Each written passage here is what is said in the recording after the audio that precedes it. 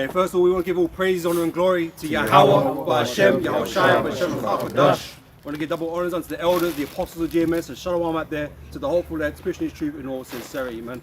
Yeah, back here another week, man. You know, what can we say about this world, man? It's fucked, it's screwed, right? Esau is on a war path of never-ending war, right? Disabling everything in the world, making sure everybody's suffering. But this is the rulership of the devil, man. And it can't be, you know, if you wanted to dispute with who the devil is, you know, who the wicked is, who Esau is, it's right there in front of everybody's face. You know what I'm saying? Everything he's doing benefits only him. Well, should I say the wicked elite, the Edomite elite? It benefits only them.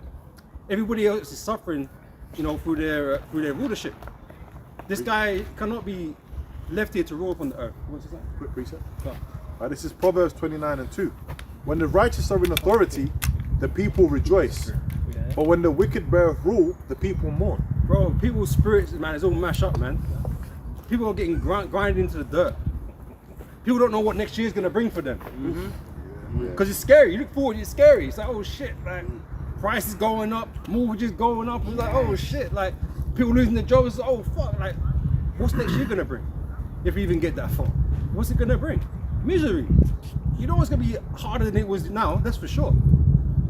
And that is the direction that Esau moves in, man. Because he was sent to take peace from the earth. You know? Yeah, grab you that. Yeah, precept. Oh, you. Yeah, probably sure. This is Revelations chapter 6 and verse 4. And there went out another horse that was red, and power was given to him that sat thereon. The red horse represents Esau, the red man, right? And he's been given power, he's been given dominion, he's been given rulership over the inhabitants of the earth, man. Right? And he was given a great sword, because the only reason why he's in the position that he's in, because he's an expert of war. Because the Most High have allowed him to bring about these technologies that keep him ahead of the game. Right? And so with this sword that he has, all this potential and ability for warfare, he keeps all the other nations in check. That's why he goes around nation to nation, just bullies the shit out of them, man. And takes whatever he wants. Now he's talking about economic sanctions on Iran. After that was how it started. You know, all this military campaign hasn't really got the result he wanted, but, well, in a sense from Iran's state, but the Strait of Hormuz is still fucking shut. And that's still putting up, you know, fuel prices and having an effect on crops being grown, because they can't move fertilizer around, all these different types of things. It's having a massive impact on the world, man, and no one's really talking about it anymore. You know, that was like 2 months ago.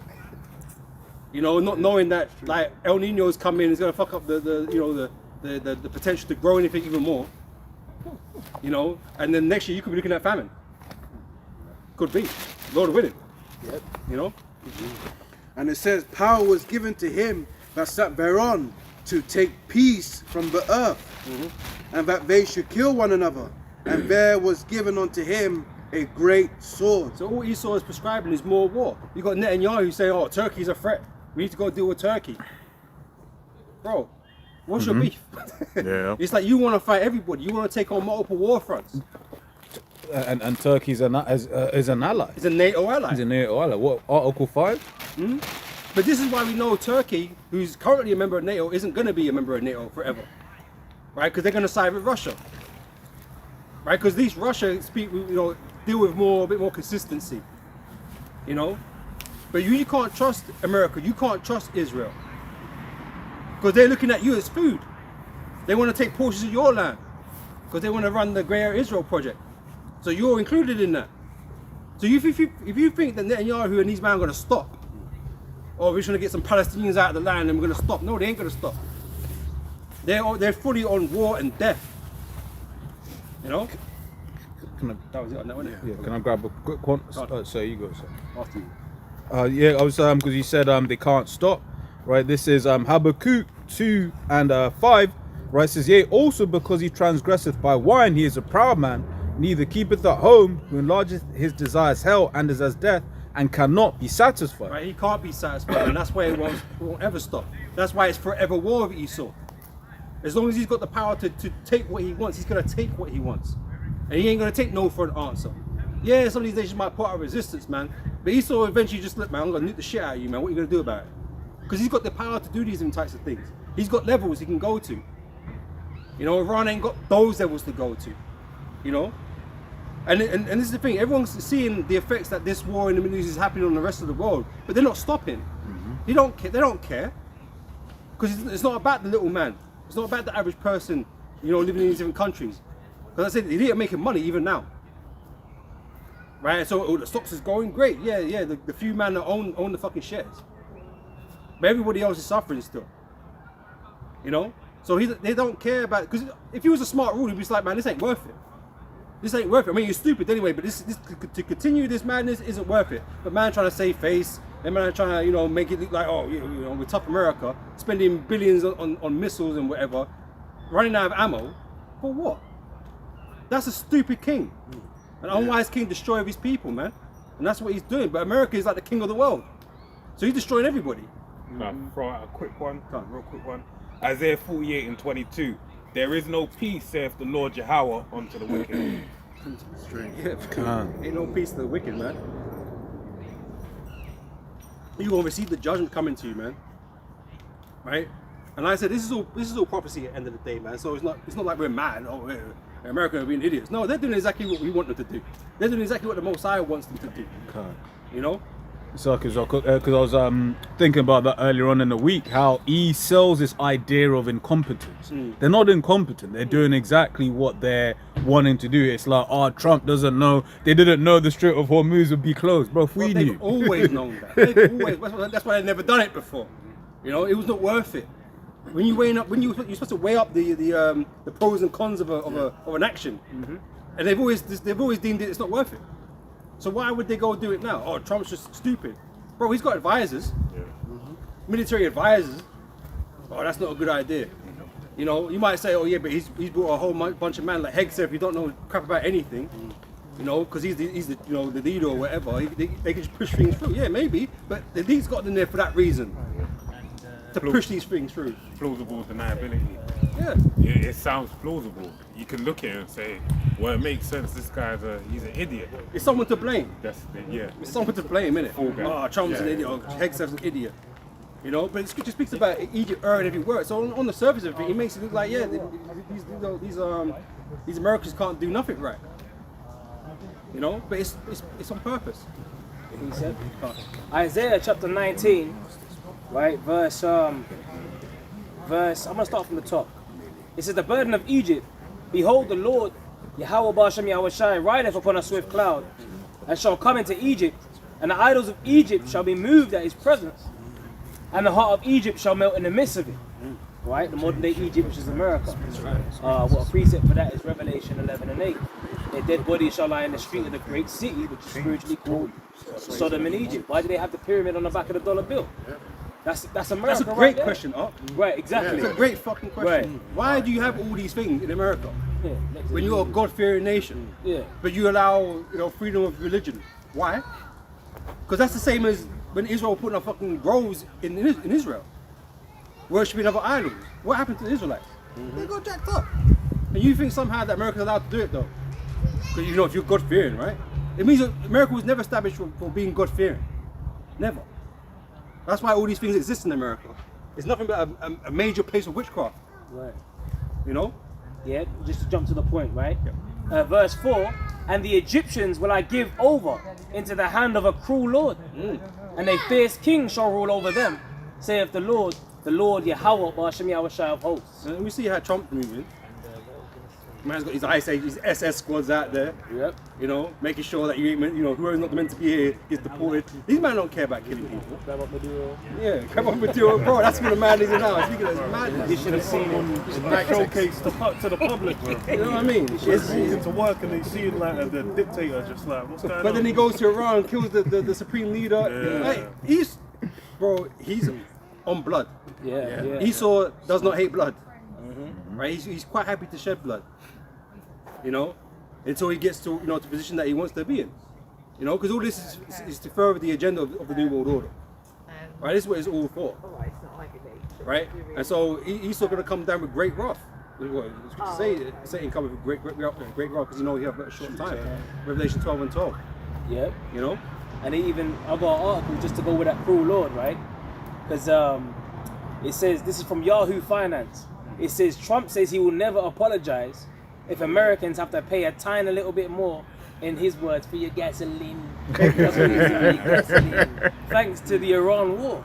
It says President Trump isn't sorry about higher gas prices caused by the war he launched against Iran, arguing it's a necessary burden to prevent Tehran. Yeah, but who from- voted on it? Right. Who asked for it? No one asked you to go into Iran. Division. So you've been put in power. I know because you've been put in power, you get to do what you want to do now, and people have to kind of back it. But it's like, no one wanted you to go to Iran. Right. No one wanted you to go to war with them. Because it was like, why? And they also, all these things being thrown out there, oh, they're going to get nuclear weapons and this and that. Or Israel, well, we know why you went, because it's Israel, right? Yeah. The least of the flock, right? But it's like, he's just doing whatever it takes for him to put his elites in the position that they need to be in. That's it. And what he calls a little bit more for your fuel, your gasoline and shit, right? That little bit he's talking about don't affect him. His concept of little is not the same. He talked about a small loan that he received. Of Right? $1 million. Well, how much was it? Of $1 million. $1 million. Let me try and get him, bro. I want to work again. You know what I'm saying? I'm just like, Probably cool. more than that. Yeah, probably more than this is what I'm saying. So his concept of little Yeah. ain't nothing what you think it is. Because even if it goes up 20 pence, well, I'd say whatever, dollars, whatever, cents, right? That's a lot for a lot of people. Right, even now, the price is going up here in the UK, and I'm thinking, shit, I thought we kind of stay with that a little bit. But it's going up now. I don't like shit, it's going up another 10 pence. And it's the knock-on effects, man. Because then, okay, cool, winter's coming, so your energy bills are higher. Yep. They've just increased the price cap again, so October all your energy bills are gonna go up. But these people that are rising the price cap are meant to be the people protecting you from being scammed by the energy companies. Right? But every time they put the price cap up, whose profit goes up? Exactly. And whose ability to pay for fuel and expenses goes down. The average Joe can't pay.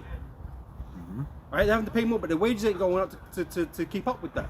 Yeah. So they're enabling these companies a safety net to earn profit. But they're not giving you no safety net. They call it a safety net, but you're still worse off. This whole thing's a scam. The watchdogs and the off cams and all these, they're all scammers, man. All part of Esau's system to destroy the people. Oh, you know that movie, The Big Short? Yeah, I was gonna say Moody's and that. Yeah, they show went to you the Ofcom of the housing ratings or whatever. Yeah, it was? ratings. The guys that give the ratings. Yeah, on the mortgages and the houses and all that. And they went to them, and basically the movie exposed that actually they were just getting pressured, and if they don't give the rating, just someone else will get hired to give the rating. Yeah. So they was like, well, we just got to go comply with it and give the rating. So it's all bullshit. All that rating stuff. Yeah, It's all just a bullshit system, and everyone's getting paid. Everyone's juiced in on it. I got a precept. Sirach 13 and 19 and 20 and 20. Sorry. As the wild ass is the lion's prey in the wilderness, so the rich eat up the poor. And As that's the- all you're seeing happening. That's all you see happening. Right? And like I said, the elite don't care about the poor. So what happens to you in the process of their new world order is irrelevant. They don't need you anyway. They're at a position now where we've got so much tech and AI and robots and shit. Like if you lose your job and you complain about it, it ain't gonna matter. A lot of these people are fucking what's the word, man? You be made Surplus to requirements. not that, but it's like you're angry. They make you angry, but they know you're not gonna do nothing about it. You can see the car crash. Everyone's losing their job, but no one's gonna do nothing about it. People go out there, placards, stop AI and shit. But that's about it. Placated? Yeah, okay, use that word, placated, right? You don't want to fight, right? So these men are just able to run through, man. Really, I'm not gonna advocate for it, but a lot of those assassination attempts and that kind of happen. That should be happening more often, to be honest. Thingy, my man Mario. I'm surprised it's not happening. Yeah. Should be more of that. But even they use that as a catalyst to push on their agendas. So it's like you can't really win. Whether they set it up or whether someone does it off their own back, it helps their agenda regardless. I've got a quick one on that. I've got a Okay, little bit more. One more verse. As the proud hate humility, so doth the rich abhor the poor. Yeah, they hate us little man down here, man. So they don't care about your suffering. Yep, it's necessary. Yep. Second Ezra 15 and 16, for there shall be sedition among men, and invading one another, they shall not regard their kings nor princes, and the course of their action shall stand in their power. Alright, so eventually things are gonna get so bad. Yeah, you have little resistances going on. You know, imagine like V for Vendetta. You know, where the manager getting sick and tired of being oppressed, and some men are gonna rise up and do some crazy shit.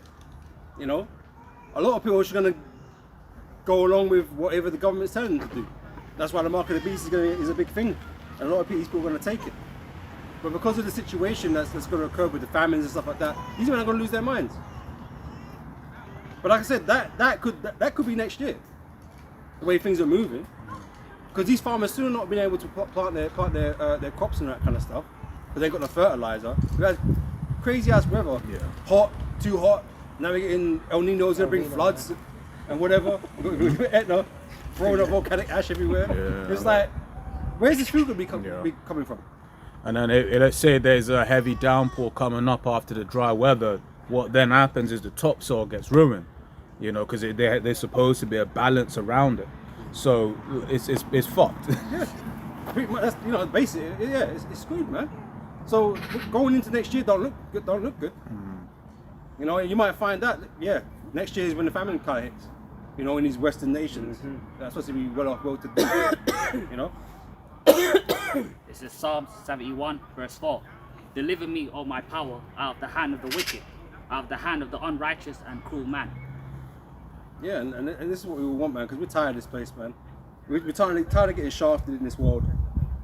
You know, because of Esau's, you know, actions and his behavior. You know, we need a new ruler, man. You know, we need one that actually will profit, like the scriptures say. When Yahushua comes, he's coming to establish his rulership over the earth. He's not coming to share it with Esau.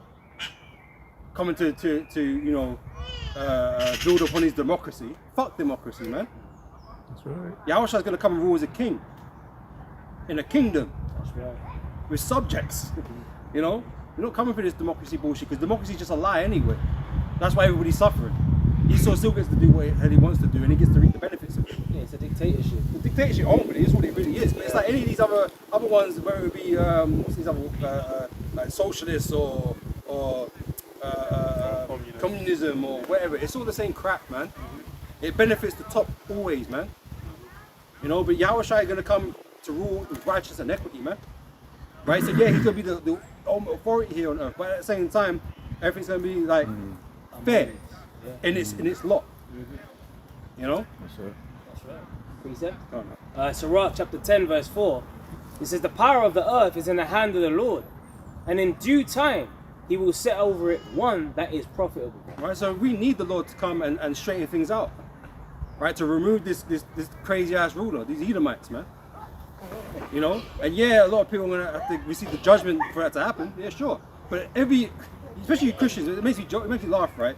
Because all you talk about is, oh, you know, oh, I hope things don't happen this way. I hope World War III don't happen and this and that. But hold on, if you believe in the kingdom and you want the kingdom, then you must be, everybody should be wanting these bad things to happen. Because it's the only way it can come in. But they're always trying to avoid bad things happening. Well, no, we're all for it, man. Let's go straight to it. Bad things are already happening. Yeah, Like, but they've been, you see, it's like the movie They Live. They've been so lobotomized to believe, because of the bread and circuses. They're so distracted from the bad things that actually are already. The Epstein files are all out. Ain't no one saying nothing. No. That's why we cheer on Trump. That's right. Do your thing. Do it, man. Do your thing. You know, we cheer him on. Right. Don't like to do. Obviously, he's a demon, but he's doing what he needs to do to fulfill prophecy. That's it. You know? Hey, the Epstein, I've just seen a video from the Epstein files. It looked like Saw, man. That a woman was in a chamber. Damn. And there was just water just going in. And she's just jumping like that in a seat, trying to just get out. So I was like, is that what's in the Epstein file? I didn't know that's in there. Like, so there's some real mental things that's in those files. What it looked to. It's funny because a lot of these writers that write these movies, they be going to these Hollywood parties. Yeah. Well, it's not a coincidence, man. I tell you that. Ain't no coincidence. What's his name, man? Fucking Director. yeah, the Eddie director Roth? of thingy. Say again? Eddie Roth. No. Which movie? What'd you call it? Eyes Wide Shut. Eyes Wide Kubrick. Stanley Yeah, Kubrick. Stanley Kubrick. Didn't he was chilling with the Rothschild. I believe he went to the their manner anyway. Yeah, So they would have been around them, seeing Masquerade what's party. Because it's more or less just presenting without explaining shit what these men were getting up to. And then it's something where it's like only with context after, then you realise, oh, okay. So these are kind of how they get down. And the same thing with like Pizzagate, where it's like that came out and they're like, oh, are they ordering pizzas and then ordering kids and blah.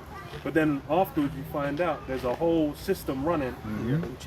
But there's another movie I watched recently called Babylon, right? It came out a couple of years ago, maybe. I haven't seen it, but got Margaret Robbie in it.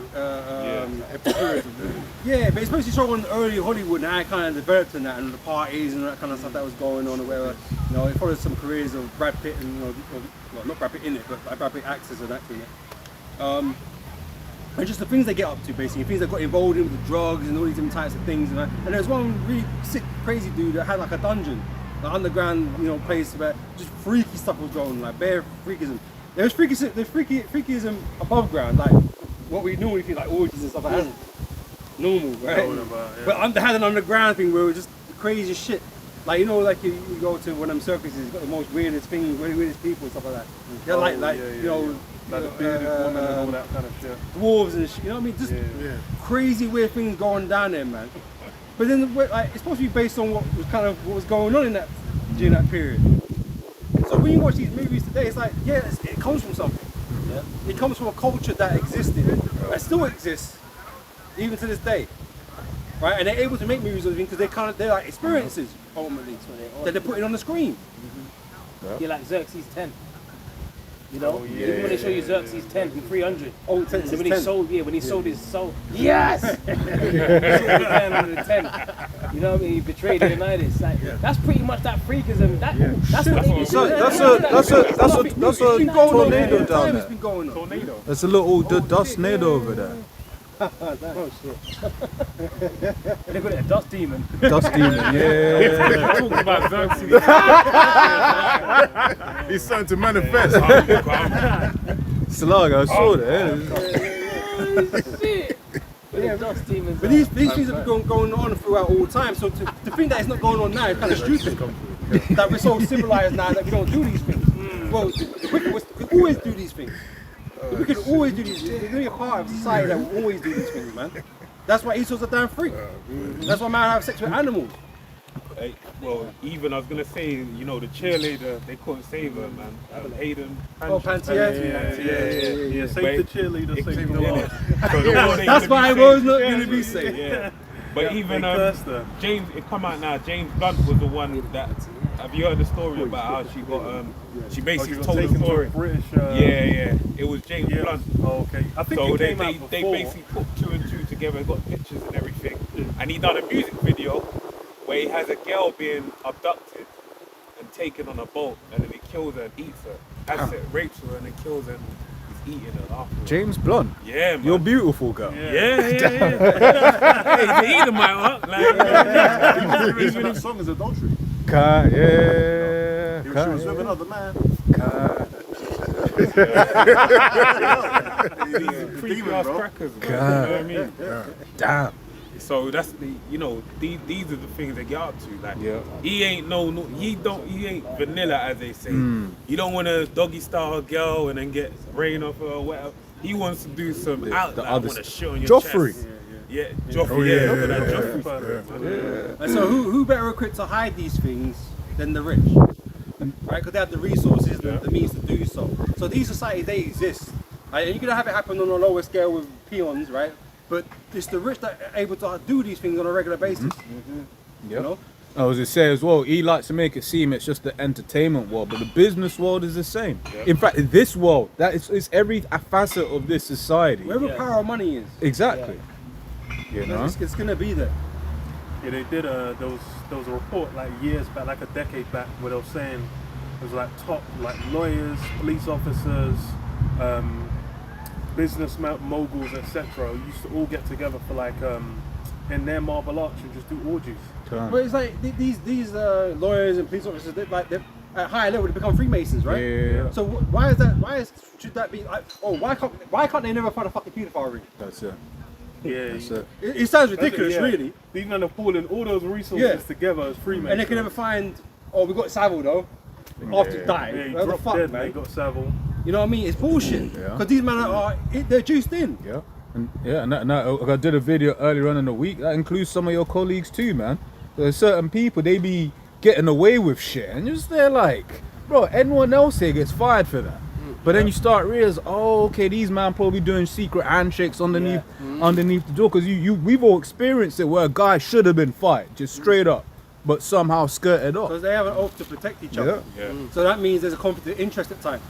You know, so when you're meant to uphold another thing for the organisation you're working for, well, when it comes to this dude now, that doesn't apply, because he's part of the brotherhood. Yeah. You know, I can't stitch on him, I can't do this or whatever. So you ain't gonna uphold this thing. Can't serve two masters, it tells you that. Right? You can't serve two masters. So it's like, well, they cling close to that brotherhood, man. So they don't care about the institutions. It's like, you know, they show you that in the movie The Skulls. When I think it was the one with Paul Walker. And I think Paul Walker in the movie, he killed one Jake that was, you know, trying to get in there in a secret brotherhood society and that. And they, you know, his dad was a powerful geezer. Yeah. And they just swept it under the rug. You know, but the truth, you know what I'm saying? He couldn't handle, you know, the truth was coming up his conscience and that and whatever. But it was, they show you that in the movie The Skulls. Skull and Bones. You know, It's going on. it's All all the time. going on. All the time. I got a quick precept. This is Proverbs 29 and 27. An unjust man is an abomination to the just, and he that is upright in the way is abomination to the wicked. And that's why, you know, it's the only few man that really speak up against them, really. You know, some things become, you know, it's a thing when it comes out in the news. Everyone's mad for about a week. Yeah.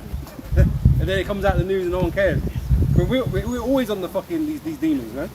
Always on these demons.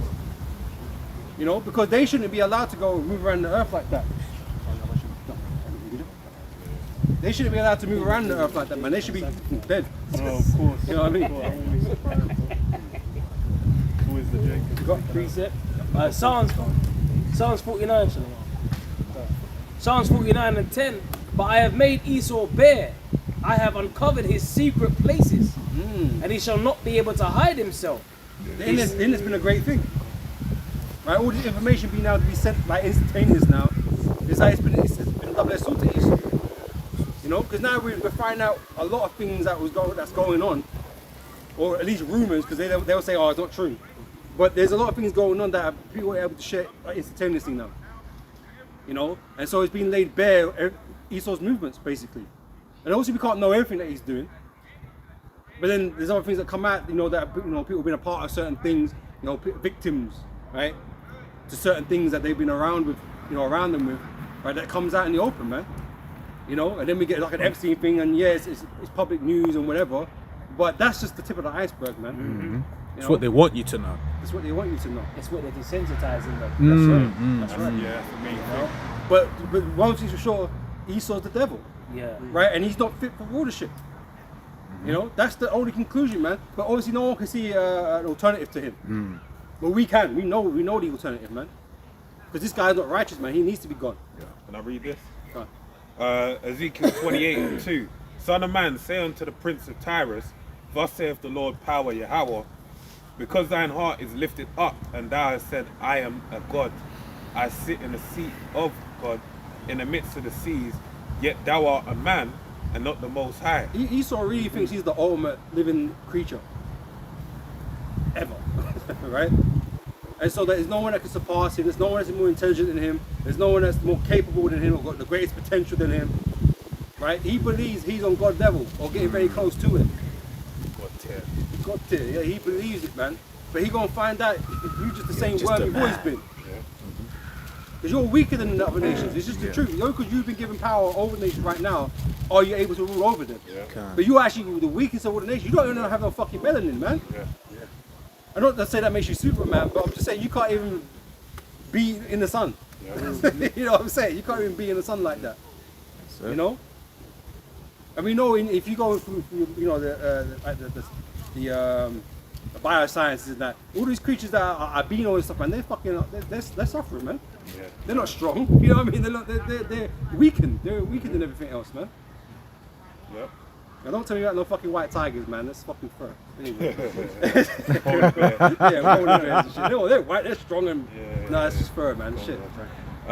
Verse 3, behold, The bear, the polar bears, they got melanin in them. Yeah, they got yeah, melanin. yeah. That's what I'm saying. Under the fur, they got melanin. That's what I'm saying. So don't try that shit. Behold, thou art wiser than Daniel. There is no secret that they can hide from thee. Could I just say this? And this is the thing you got to remember. He was in a garden, and he was the one that he had to tell the full scope of what was going on. He was in the garden before he was Eve. Yeah, that's it. Yeah. That's important for some score. Yeah. But Esau won't come Yeah, until yeah, later.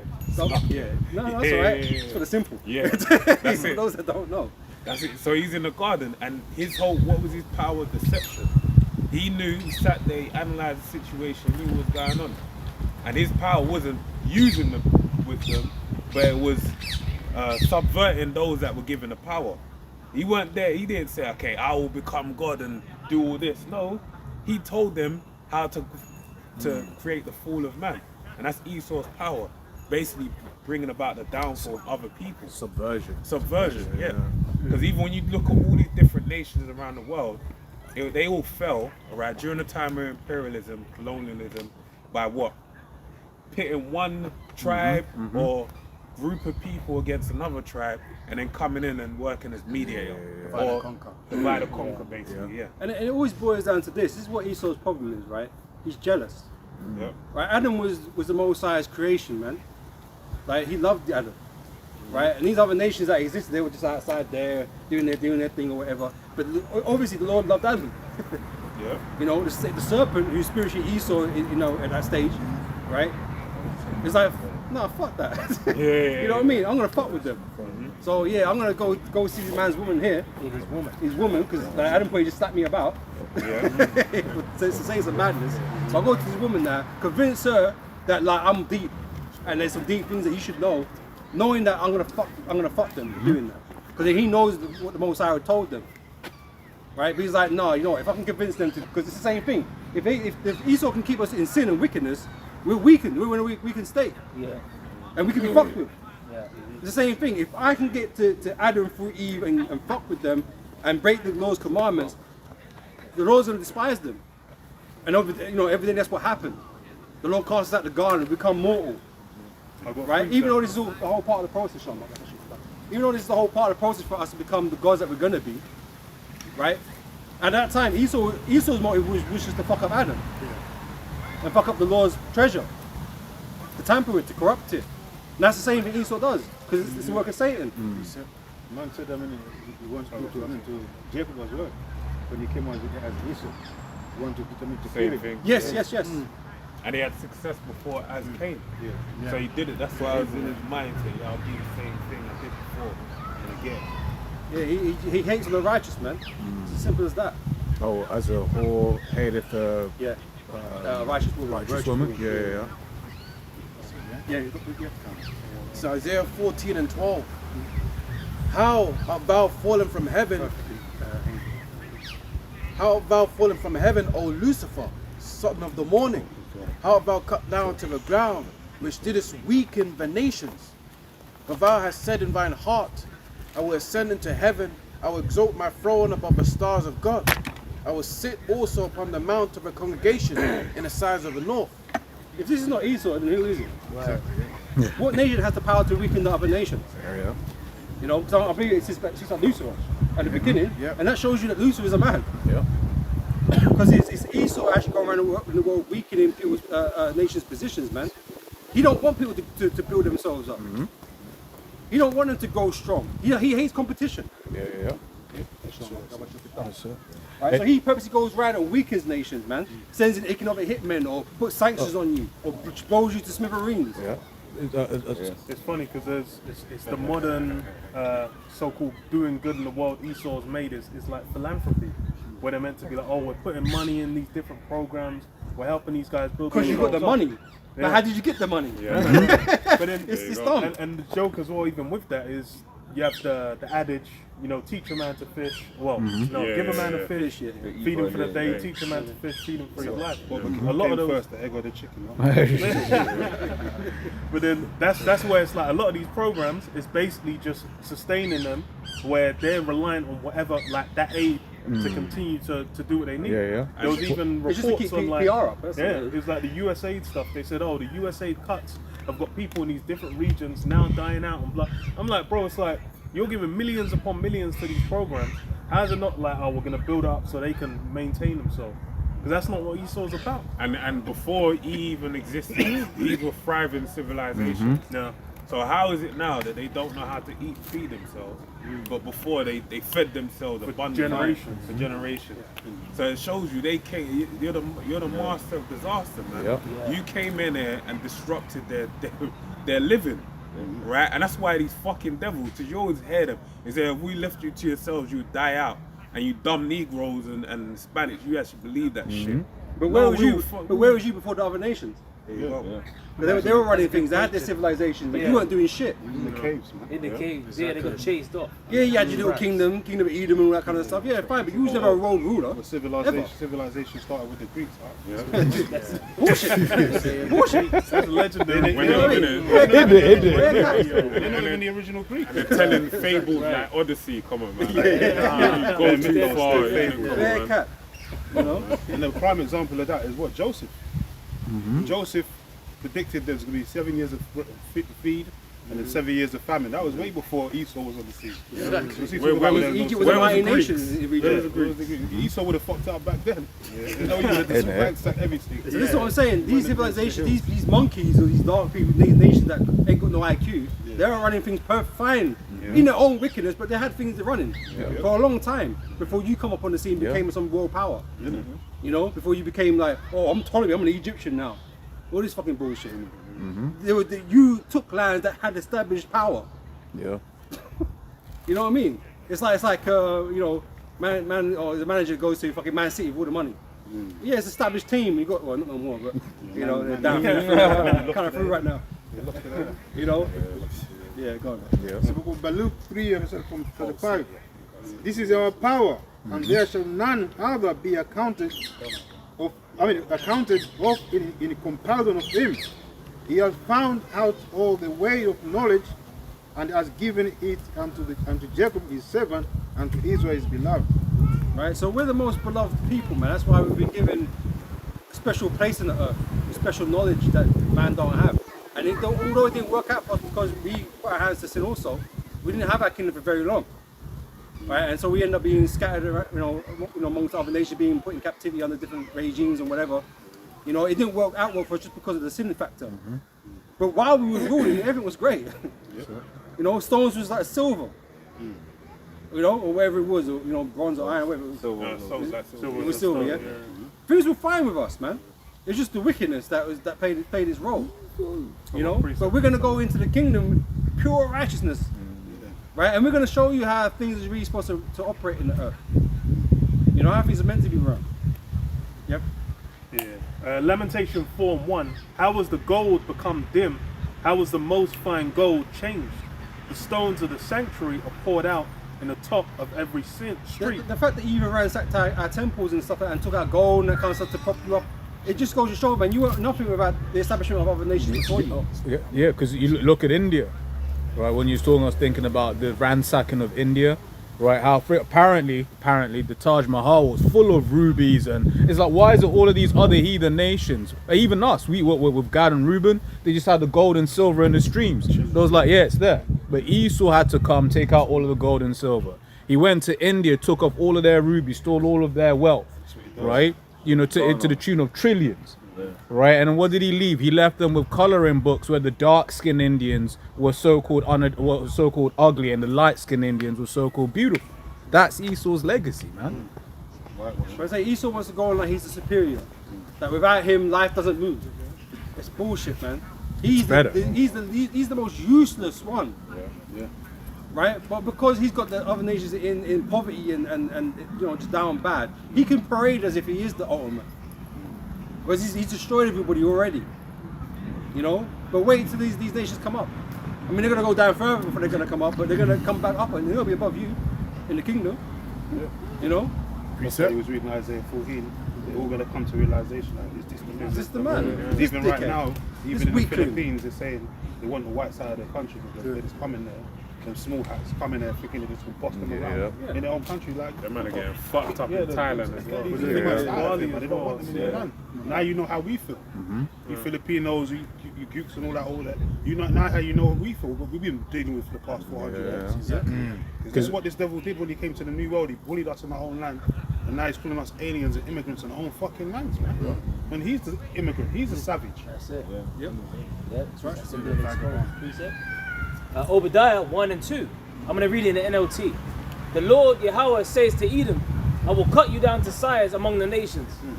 You will be greatly despised. All the nations hate Cut you man so down. Edom right That's now. it. Especially them small hats, man. Everyone hates the small hats, man. I've got, Spokesman put on them. I've got a little information I just want to bring out. Aman told me about this. It's because you're talking about the awareness of these various other nations. But during the you had PSYOPs that were active during the Vietnam War, and you had Hanoi. So I'm going to read this from Google. It says North Vietnamese and Viet Cong propaganda.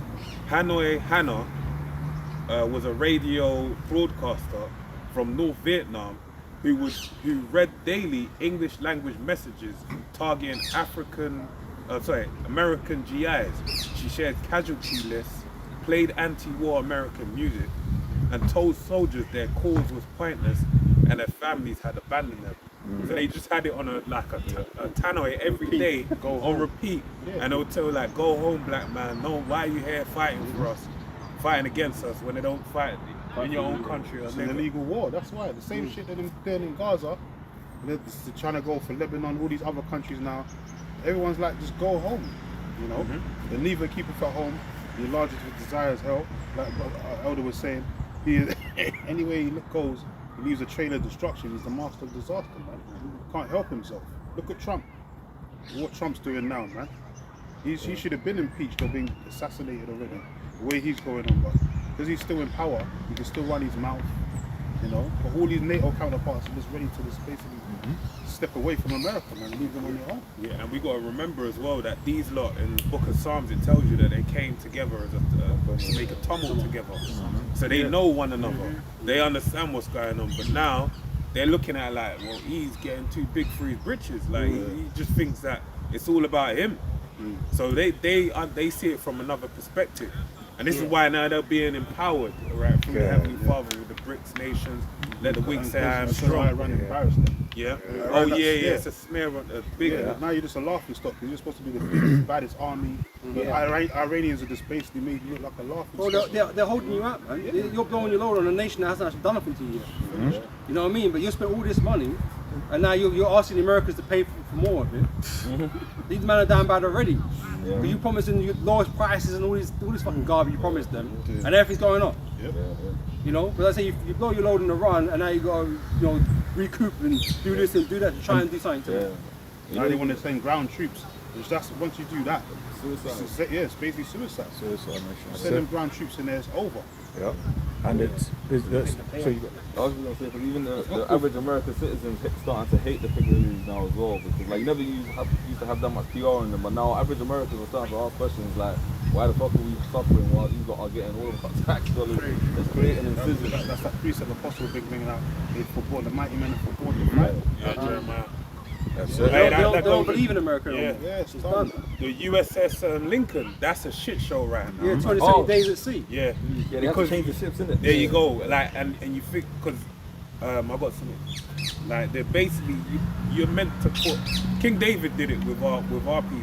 You had different times people be presented to fight, because obviously you need your people, your warriors, to be psychologically tapped in, ready to go to war, and you can only have them ready for so long. So now you've had these people at sea, mind you, and if you see how them beds are, they got like quadruple bunk beds.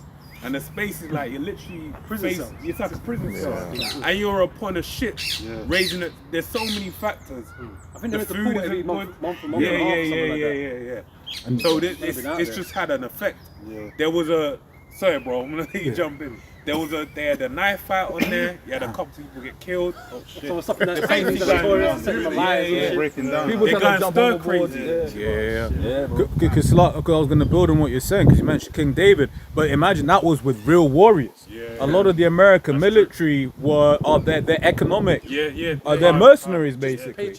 It's for a paycheck. It was for education, healthcare. Exactly. Engineers now. Yeah. On a boat, making sure the boat's alright. Where they had that, there's one meme I saw on socials that one guy was saying basically, you know, the type of females that they're about to get deployed and they get pregnant. So like there's a thing, you know, there's a couple like loopholes they use to basically circumvent getting deployed. So they're, you know, like you said, they're economic. They're only there for the money, healthcare, things of that nature, because it gives you a leg up.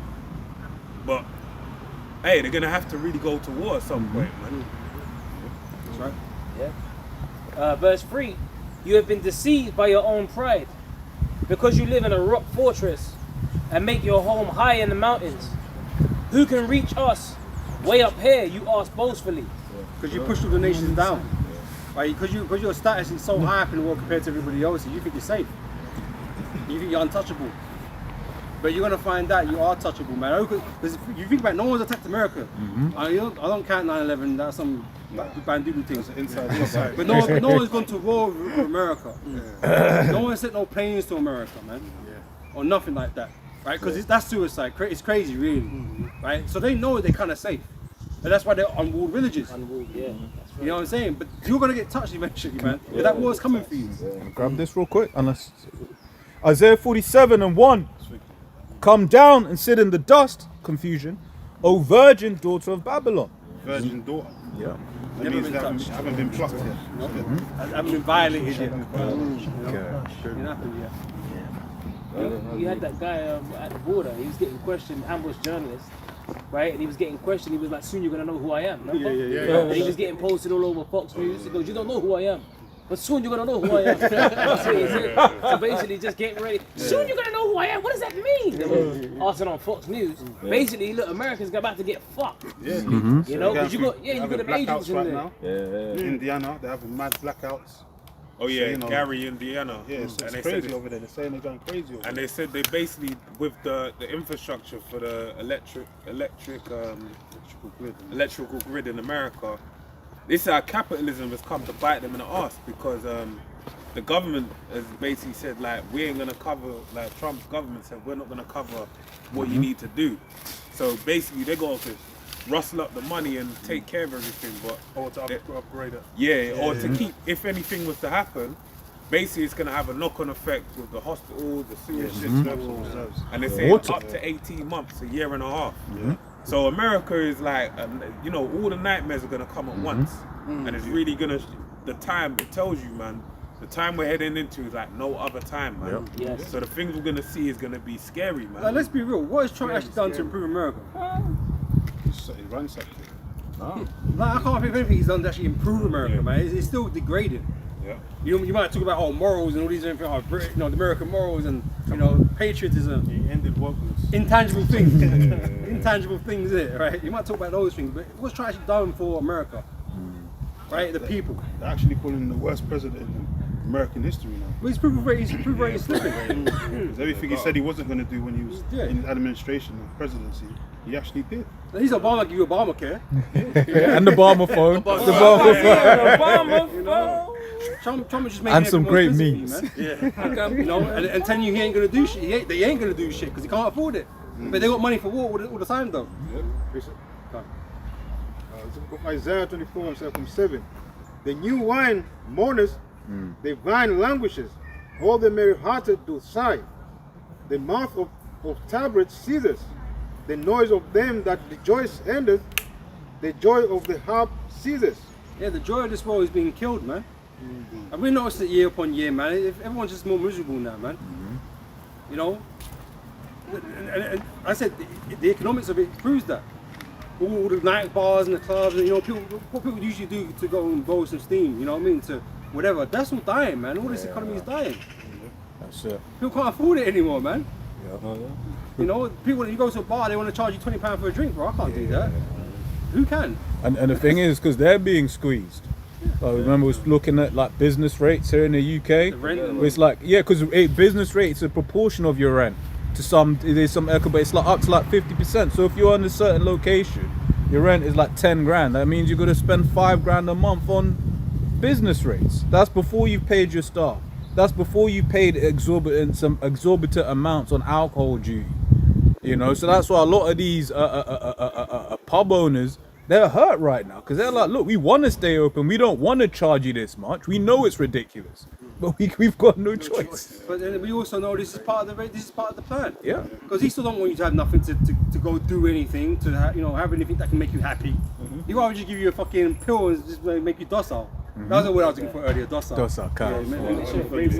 Yeah. You know, because they took that messing with your brain already with Neuralink and all these different types of things. They make you feel different types of emotions or whatever. They don't need you. They don't need bars. They don't need entertainment for you. That's what they're Well, fucking already technically now, like this generation, man, it's something else. Yeah. The vaping, the balloons, like you, if you're on a bloody train, you can't sit on a train without someone pulling out a vape.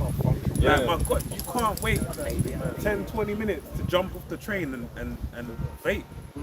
Like, balloons, like you see people just ballooning their life away. These things are going, you know. We were saying on the way here, you got like 1 million people under 24 with nothing to do, no work, no club, nothing. Just outside. And a lot of them have got ED as well. They got erection. Yeah. That's a big thing. Erection.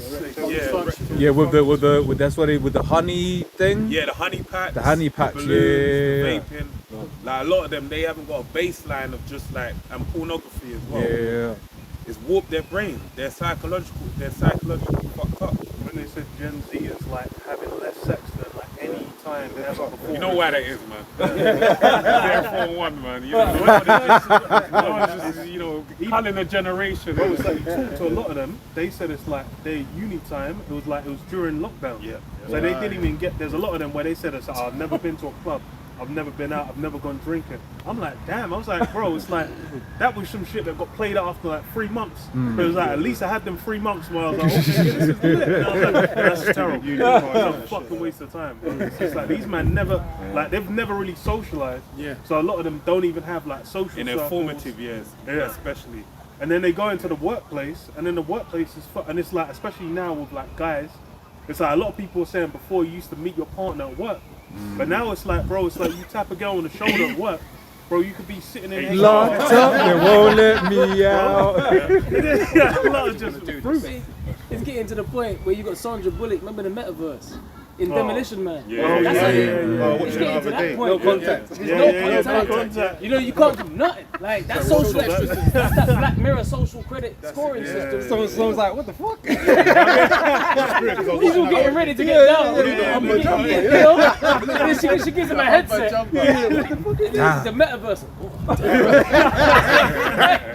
So what the fuck is it? The Monka Chunka? The honka chunka. Yeah, he was the She's like, hey, what's that? Who the fuck wrote that? Exchanging bodily fluids. She's like, what's exchanging bodily fluids? Yeah.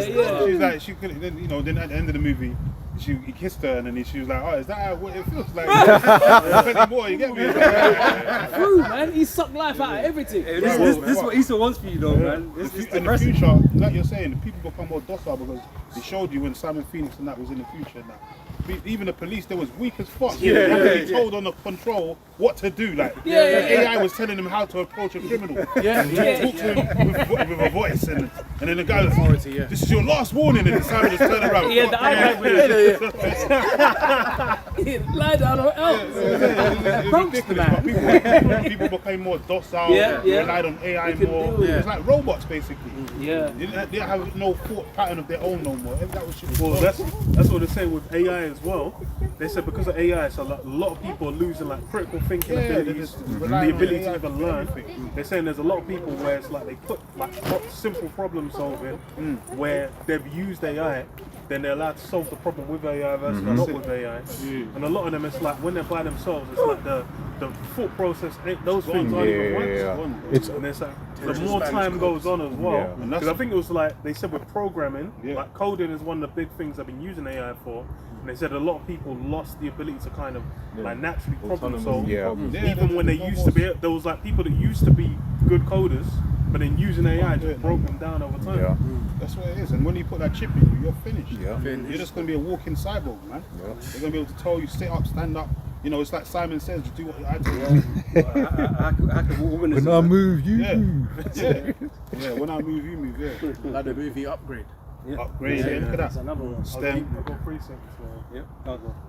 Isaiah 31:1, it says, "Woe to them that go down to Egypt for help, and stay on horses, and trust in chariots, because they are many, and in horsemen, because they are very strong.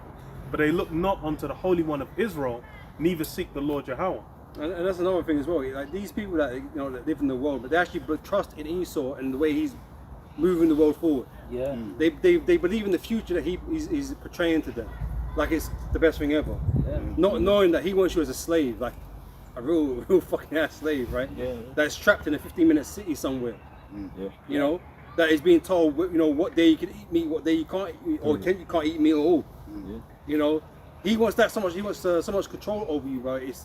It's not the future that you think it's going to be, because he has no good intentions. And it's the problem when you know Esau's the devil, and you know who Esau is. You can know there's no good intentions with him. You know, and this is why we present the alternative, which is Yahweh Shai. You know, who's going to rule in righteousness, man, and everyone's going to have what is rightfully theirs. You know, because every nation's got their inheritance to have. Everyone's free to work.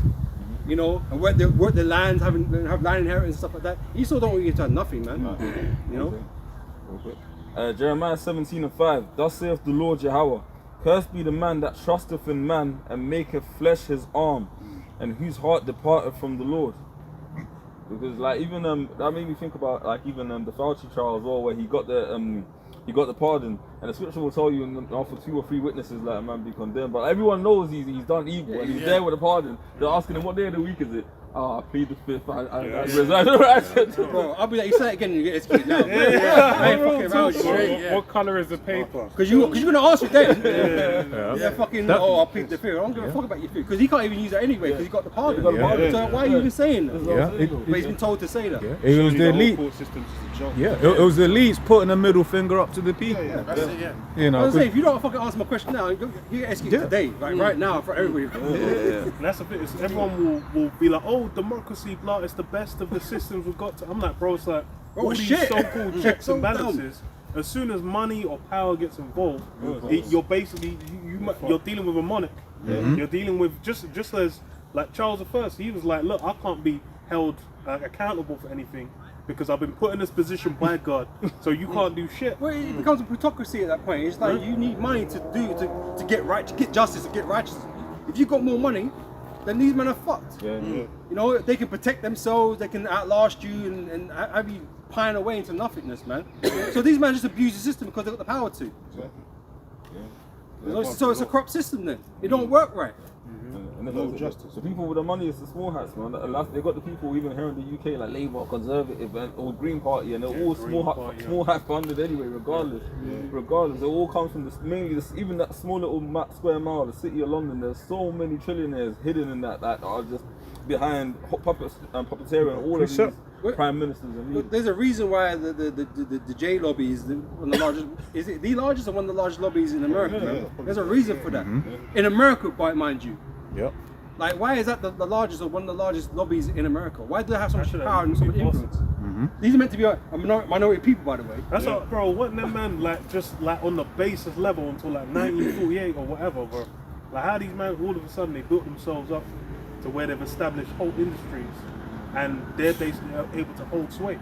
Because They already had sway. That's the reason. As I say, if these are minority people, we're meant to be like damn bad, according to scriptures anyway, right? Meant to be damn bad. How is it they are the most powerful lobby, or one of the most powerful lobbies in America, when they're supposed to be just a small group of people? Because they've got power. And And the Israelites not meant to have no power. And it goes back to the Rothschilds when you deal with Moses Amschel Bauer, and then Maya Amschel Bauer, and then the 5 founding fathers of the banking industry today. They formulated a plan and they worked it, you know, over and over again. And now we're in, you know, you think, it just happened yesterday or whatever. This has been something in the works for hundreds and hundreds of years. But that's why they have that quote. I think it might have been Amshel Bauer that quoted it. It's like, I care not who makes the laws if I got control of the money. These men want control of the money. So who gives a fuck who's in power? Trump, Biden, doesn't matter. They control the shit, man. Well, you made a good point about the Bowers, because Bauer means peasant. And I got a scripture just on that. Right? This is Ecclesiastes 10:7. I have seen servants upon horses and princes walking as servants upon the earth. And if you go to Isaiah 32, it talks about the evil true. And the word true, when you look it up, it means a scoundrel, like a lowlife. A knave And that's scoundrel. it basically means a peasant. Yep. And that's the Rothschilds. That's right. Their original name is Bauer, like you said, Yep. which means peasants, and they own the whole fucking earth, whole world. Yep. And they're the evil true, man. And when you go into the etymology of scoundrel, it goes into like a base individual. Yeah, base. Someone that's so vile, like the low lowliest life. of the low, base. Scum. And the scriptures speak about the basis of men. So it all lines up. That's who's making the policies. That's who all these laws and the executive orders that get passed. All that shit. The whole system was built by them. Created for them. So we implore you, you know, can a leopard change his spots? Yes. You know, like these are the numbers. Big nose is gonna stay a big nose. You know, these people like made them no, they're a hierarchical, you know, they're society. You know, but they're not. You know, That's the other thing as well, is to be a prince, that's a role you need to be groomed and raised for. Like when someone's set as a leader, it's usually you have the firstborn. It's like Game of Thrones is good for that. Where it's like you had like Ned set up his son, then his son basically, as soon as he had to take up the role, he'd already trained him in a way where it's like, okay, warfare, you knew what you need to do, politics, dealing with the bannermen, dealing with whatever. and this is something people don't realize. In reality, you know, on a scientific level, it's in your DNA. All right, when the blood of the covenant was put upon us, all right, going into Exodus 24, and it speaks about in Exodus 19 to be a nation of kings and priests. That wasn't what made us, you know, king. In that moment, we were made to be that. So when you have a king, this is why you had the divine right of kings. Because it goes into Genesis the 49th chapter about the scepter not departing from Judah. Why? Because even within the nation of Israel, they weren't meant to be the kingly line. All right, it's meant to be Ephraim. Ephraim was meant to be the firstborn. You know, you had the firstborn Reuben, so it got deferred to the firstborn of the other, second of Rachel, the younger thing. So second oldest, yeah. Sorry. Second firstborn is, I think. The second firstborn. The second firstborn. So it went on to him. But then it tells you in the book of Kings that he said through the excellency of spirit. It didn't say because he had money, because he supplanted his way. No, excellency of spirit. He became the king. Basically, it was something set up in the spirit. So all these, you know, Esau would try and say, you know, we had an excellent spirit, we got into the way. No, all right, you did some skullduggery, right? You're fucked. You are a criminal, all right. But when you deal with the true nature of kings, that's why in our people we're very benevolent, all right. We you know, we feel sorry for people and all that type, because that's part of our kingly nature. And we didn't rule off our own minds. Yeah. You know, we had the Lord that was given to us to be able to rule by it. We know Esau don't care about those types of things, and this is why everything just goes wrong. You know, it reminds me, I think Solomon, when he was Yahweh Shai, he prays to the Lord for more wisdom so he'd be able to rule Israel when he was given the option of anything he wanted, and because of that, the Lord added everything else onto him. So that's the average man of Jake. Whereas Esau, Edom, he would try and set up a palantir and have the police integrate it and have you facial recognition up to tell you it's for your own. But the reason why it's added onto him is because it's a byproduct of wisdom. Yeah, of course. That's why wisdom is the principal thing, right? Proverbs 4 and 7. That's right. This is Psalms 55 verse 20. He hath put forth his hands against such as be at peace with him. He hath broken his covenant the words of his mouth were smoother than butter, but war was in his heart. Like, who actually has an issue with Esau on the level where, like, you know, that someone's trying to do Esau wrong? No one trying to fuck with Esau like that. But he's coming to fuck with everybody else, though. Everyone's really just wants to be at peace. They don't want problems. Yeah. But you somehow find an issue. Find a peace, problem. I want problems. Always. That's Esau. Yep. Can I just read this one real quick? This is Proverbs 4 and 7. Getting wisdom is the wisest thing you can do. This is in the NLT. And whatever else you do, develop good judgment. That comes to the wisdom. Yeah, that's the first thing you should do. You know, and through all of them things got added. That's why you mentioned the example with King Solomon.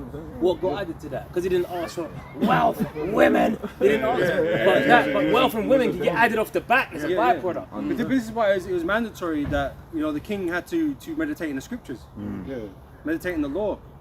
You know, so that he knew that he made right judgment, made right calls. You know, because if you just like, you know, I feel like that's the judgment for this, but he's not actually consulted with the scriptures. It's not in his mind like that. He could make the wrong judgment. You know what I mean? And so it was mandatory for the king to do it, because I was a man that the king will get high-minded in himself that he's able to pass anything he wants. You know, or do whatever he wants, right? Yeah. But you're meant to rule based on Yahweh Hashem Yahweh Shai. That's it. That's right. You know, you're not your own ruler. You know, you still one above you, man. That's right. You know? Yes. Like really, when you become I was gonna say, when you become a king and that, you're really a servant to the people. That's right. That's right. Not just about yourself. You've got to mind the whole kingdom. Oh, Yahweh Shai said that when he came. He is the ultimate example of a king. He's the king of kings. He said, I come to minister. Yeah. You know? That's what he comes to say. Well, that's why the king has the scepter. Because you're actually, you are a shepherd to the people, the sheep. And when you are a shepherd, man, that's a tedious job when you really think about it. Because sheep tend to go astray. Well, Moses will tell you. Moses was stressed out. Leaving you man out of Egypt, you know? Because it's like a shepherd with a sheep. You got your sheepdog, and then one just runs off to a cliff. And you're like, shit, okay. You leave your steward there and whatever. You got to go off into the cliff and find, you know, your cattle and all that kind of stuff. Come back and another one's run. What kind of? So that's the same thing. Being a king is like you said, Moses. You be stressful. You be there like fucking hell. No, that's why you have to inquire. Because they've got too overbearing. You have to go to Jethro. I don't mind these people because it's getting too overbearing. Too many complaints are coming to me. They said, elders, captains. But no, people don't see that. I want, like you said, power, women. That's what they think. Even in Esau society, you've got something called a public servant. That's what these politicians and elected leaders are meant to be. But they don't give a hell about the people. They do it to serve themselves. So they get access to the extra yard and the money and shit. Well, that's why the scripture says, so a manner of man, the ruler of the city is. Such a all they that dwell therein, they do it for themselves. So if they're selfish, they ain't going to rule the people right. Precept on that. We actually got a law on that. This is Deuteronomy 17 verse 14, and I'll read it in NLT. And the subheading is guidelines for a king.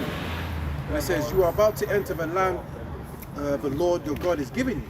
When you take it over and settle there, you may think we should select a king to rule over us, like the nations around us. If this happens, be sure to select as king the man the Lord your God chooses. You must appoint a fellow Israelite. He may not be a foreigner. The king must not build up a large stable of horses for himself or send his people to Egypt to buy horses. For the Lord has told you, you must never... You must never return to Egypt. The king must not take many wives for himself because they will turn his heart away from the Lord. And he must not accumulate large amounts of wealth in silver and gold for himself. I mean, yes, the king is going to be wealthier than the average Israelite, obviously. Like, but he has duty to, with the resources that he has, there's a duty he needs to fulfill with those resources that he's got. Distribute appropriately.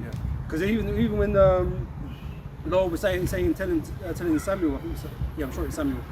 About, you know, if you want a king, then you're gonna have to give up this, you have to give up that. So he can do this, so he can do these things. He's gonna take your firstborn, he's firstborn, gonna take your all that mates, kind of stuff. because they were sovereign within their own right. That's what they didn't realize. He's gonna need warriors. So your man child's gonna have to come up. You know, so he's going to need provision for them. So he's going to need all these extra things to run that. You know, he ain't just going to run it off his own bank. Because I mean, like, he's a king, he doesn't work. And it really shows like you that, the you know? spirit on them, because in the book of Judges, it iterates it on multiple occasions that there was no king, and everyone did what they thought in their own mind. Yeah. So they that's why you had one of the last chapters, you had the Levite that was in the house of the rich man. I forgot his name, it's escaping me.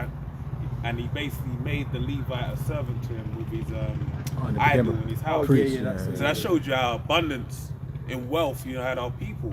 He brought I'm gonna bring a priest in my house. So you imagine the king over a people like that.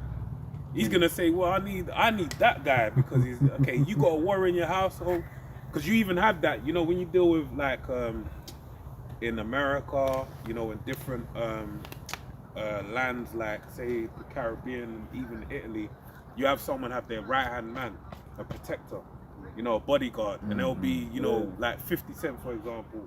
He took this guy Monster. I forgot his name. The guy's name is Monster. But basically, he was a well-known street figure that had a lot of power, known for like doing things for different people. So obviously he's got wealth, so he just plucked him and said, "You're mine now." So it's the same. You imagine on a kingly level, you're gonna look at all the warriors within the land and say, "Yeah, you want the best men. There you go. For your duties, you want to be a servant or you a warrior. You want the best men to help the kingdom. Bakers, the chef in Egypt. You hear someone makes the best cake ever, or like King David said, "Give me that water from over there." Like, you're gonna put everything in your house, and then this is, and you see it with ease society today. This is why tourism will be a big thing in different countries, because they okay, we're renowned for this, so we need to put this guy on a platform. We need to. So when people come to this country, they spend their money. Or even, Turkey, even in the modern day, brain drain. Because that's why you have like the H1B or whatever in America. The good immigrants. Good ones. Because that's why it's like they have a bunch of them Indians going over. Then it's like the tech sector. That's all Indians eating it up. You have like different. It's like I was gonna add to you if I can, but then what then happens is their home country, which India's a bit different because it's got a lot of people, but in smaller, their progress slows. So it's just a way for Esau to perpetuate that supremacy, because like, look at my country, and it's we're still the cutting edge.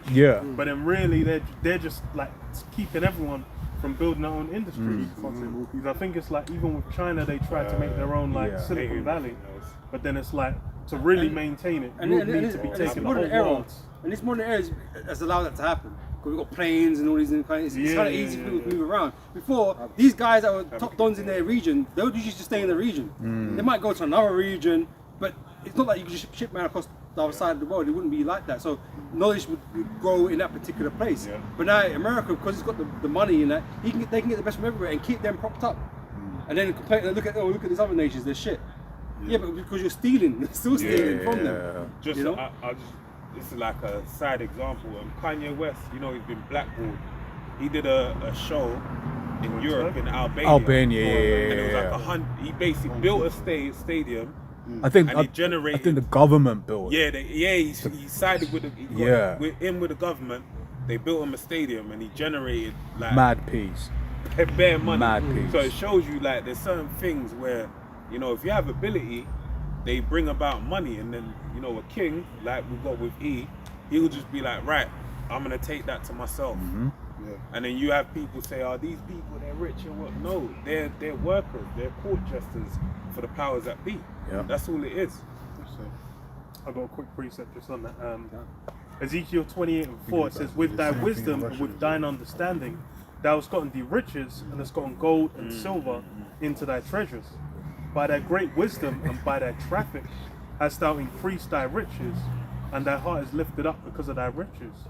So that traffic, that, you know, business basically is a means of accruing greater wealth onto himself. The Hebrew word there is rakalah, which means trade, merchandise, that word for traffic there. So that's how Esau made himself rich, but he took the wisdom that the Lord gave him and he abused it. You know, he abused it. Like the scripture says, knowledge and wickedness is not wisdom. So he's done what he's done to make himself accumulate this wealth, but it's all been by ill-gotten gains, A lot of skullduggery, like the brother said. A lot of fake money. Yeah, a lot of murdering. Yeah, root- it's still the root printing. is- I don't know what Nate's talking about. Bishop Nate said America's not in debt. I couldn't believe it. I was like, bro, this America's guy not gone in crazy, debt. bro. He said America's not in debt. I'm like, bro, they just announced the other day it's like 40 trillion in debt. What do you mean it's not in debt? He said America can never be in debt because they print their own money. I was like, bro, this guy he actually said that in the video. Then he tried to say, Got to get like your Howard Shire to Nicodemus. yeah, bro. Then he tried to say You lot know Lucifer. this. Then he tried to say Lucifer was America, bro. Bloody hell. It's not even the elites. He just said the Lucifer's America. See, that's America. Damn. The merchant city. I'm like, bro, this guy's bugging. But America is straight up in debt. That thick clay, it's in Habakkuk the second chapter. That's talking about America, it's not talking about the Chinese. America's the most indebted That's nation talking on the about planet. America. Yeah. That's why you think Japan and China will try to get away from it because they own all their fucking with their debt. That's been necessary for America because otherwise America couldn't grow to the size it's grown. Yeah. To advance themselves is way to advance themselves. To buy all these people from these different nations to build their technology, their infrastructure. Because they ain't got the money. The money that they're spending doesn't exist. Yeah. In real life. There's not enough gold. And, you know, they just There's not enough bare resources. fakery money going on. Yeah, I remember the elder was going into it at the time. I think it's what exorbitant privilege, right? So they've been allowed to being the reserve currency. Yeah. They've been allowed to just do so much. Yeah. You know, like you're saying, even like from the government, but to the people. I was thinking about this the other day. Any of you brothers with family back home, right? They're looking at you like, oh, Ari, you got money and this is like, no, we live on credit. But of course, they don't. Yeah, they don't understand how we live. They like for them, if they own a car, if they own a TV, that was cash. Yeah, they don't have a credit system. They don't have a credit They don't have system credit like like that. You know. Yeah. So he's still corrupting himself with the wisdom. That's why. Yeah. That's why his kingdom's falling apart, man. And the funny thing is, it's like I think since like 2010s, the interest rates were like 0. So there was like a whole decade of just basically free credit where they were able to build, and that's really where you got the illusion. Yeah. Because it was funny. It was like mid 2010s. Like the mindset of the people was completely at pure ease and bliss. Yeah. So like those people, I remember then it was like you were seeing startups Yes. under every Yeah, rock. yeah, and yeah, any, yeah. there was a guy where it's like, oh yeah, this is a, you know, it puts the flavor of lemon into when you breathe in. Like that was getting like millions of pounds, dollars going into that. Yeah. They're like, oh yeah, we got, you know, just the wackiest ideas because money was free. But it's like since interest rates have gone up, everyone's getting cooked. And it's like even the yen. The yen's been cooked for like the last like 2 years. Like, Japan's economy's been cooked from like really from the 90s. Like they never really recovered. But then it's like the currency was like that was at the point where it's completely crumbling. If I can add, that's why you have all of these layoffs as well. That was one of the many factors, because on that in Silicon Valley, they were basically using that basically free credit to hire up all of these people. And once again, in England, we don't understand the numbers Americans get paid. Oh yeah, someone was saying, I was hearing some of these numbers, bro. It's like they were saying like man are getting 6 figures for like the most basic of tasks. Entry level jobs and that. Whereas like I was saying in the States, with my experience, I'll be half a milli, like that'll be a general paycheck. Be working next to Bill Gates. Right, but it was in America, those were the kinds of numbers, but that was funded by the free credit that they were getting. So then when the interest rates went up, all of those companies were now like, all right, this is now too much, it's now expensive, right? So that's why you started seeing the layoffs. But at the same time, they had this product that they were trying to ship to the people, AI. So they say, oh, we're laying off people because of AI. No, they're not. They're laying off people because of the books, but because they're rehiring the same amount of people, but in India and in cheaper places around the world. I got a precept. Bring it up. On that point. This is Ecclesiasticus 13. I'll start from 3. It says, the rich man have done wrong, and yet he threateneth withal. The poor is wronged, and he must entreat also. If thou be for his profit, he will use thee. But if thou have nothing, he will forsake thee. No, there's even the saying that being poor is expensive, and it's real shit. Because like if you like you can be poor and have like you can have a parking fine for £80 and you can't afford to pay that, then that shit doubles to 160, then 320, then before you know it you got bailiffs at your door, then next thing you know you can't pay medical. Then county court judgment, and then now you can't get more credit in the future when you need it. Exactly. And you use your travel money to pay for that, then you got no food, then you gotta go. No, it's mad. It's a cycle. You got CCJ. Sorry, we can't lend to you. Sorry, yeah, just like, sorry. It's a wrap. Yeah, man. Whereas like when you're rich, like even with the AI companies you were talking about, like you got like the big players. You know, like I think over like 40% of America's stock market is propped up by like Microsoft and Google, the big tech, bro. And all they do is that they launder money between each other. Like Microsoft will pay AWS to use their web servers, then AWS will pay Nvidia, then they swap like. It's a circle. It's a circle, and it's it props up the stock, but then. Data centers is like, because I think they even said like data centers have been around for forever, but then it's only really with AI that you've had the big push for like put these super duper data centers, and then because of their doing, and then the thing is AI is meant to fund it, but then it's like how AI is going to make that money, no one even knows. So it's basically all, but then it's like that's how Esau's economy's always run. It's really just now a spotlight's being put on it, and exposed. Yeah, and then the thing is really the elite are getting ready to end this current monetary system. The Great Reset. Everything's going to be digitalized. Ecclesiastes 12:3 says, "In the day when the keepers of the house shall tremble, and the strong men shall bow themselves, and the grinders cease because they are few, and those that look out the windows be darkened." Right? Grinders cease because there ain't gonna be no jobs. AI is gonna be taking a load of these jobs. Right? Once again, if you're a junior in any particular role, it's peak for you. AI now does that job. And I can say as well, what even makes it worse on top of the AI, even here as well, and I know America in some it's more rounded ways, the government's made it basically it's not even it's not sensible for a company to hire a early career grad, because you still got to be trained and you need time to make mistakes, whereas it's expensive to hire you. And the band between a grad and like the low paid worker that's been 35, 36 with the basic skills isn't that much, because of the fact that now there's higher national insurance as well, the minimum wage is going up. So companies don't have no incentive to hire young people. Like that's it. Yeah, that's why you got something. There's a term, doom spending, right? Where basically,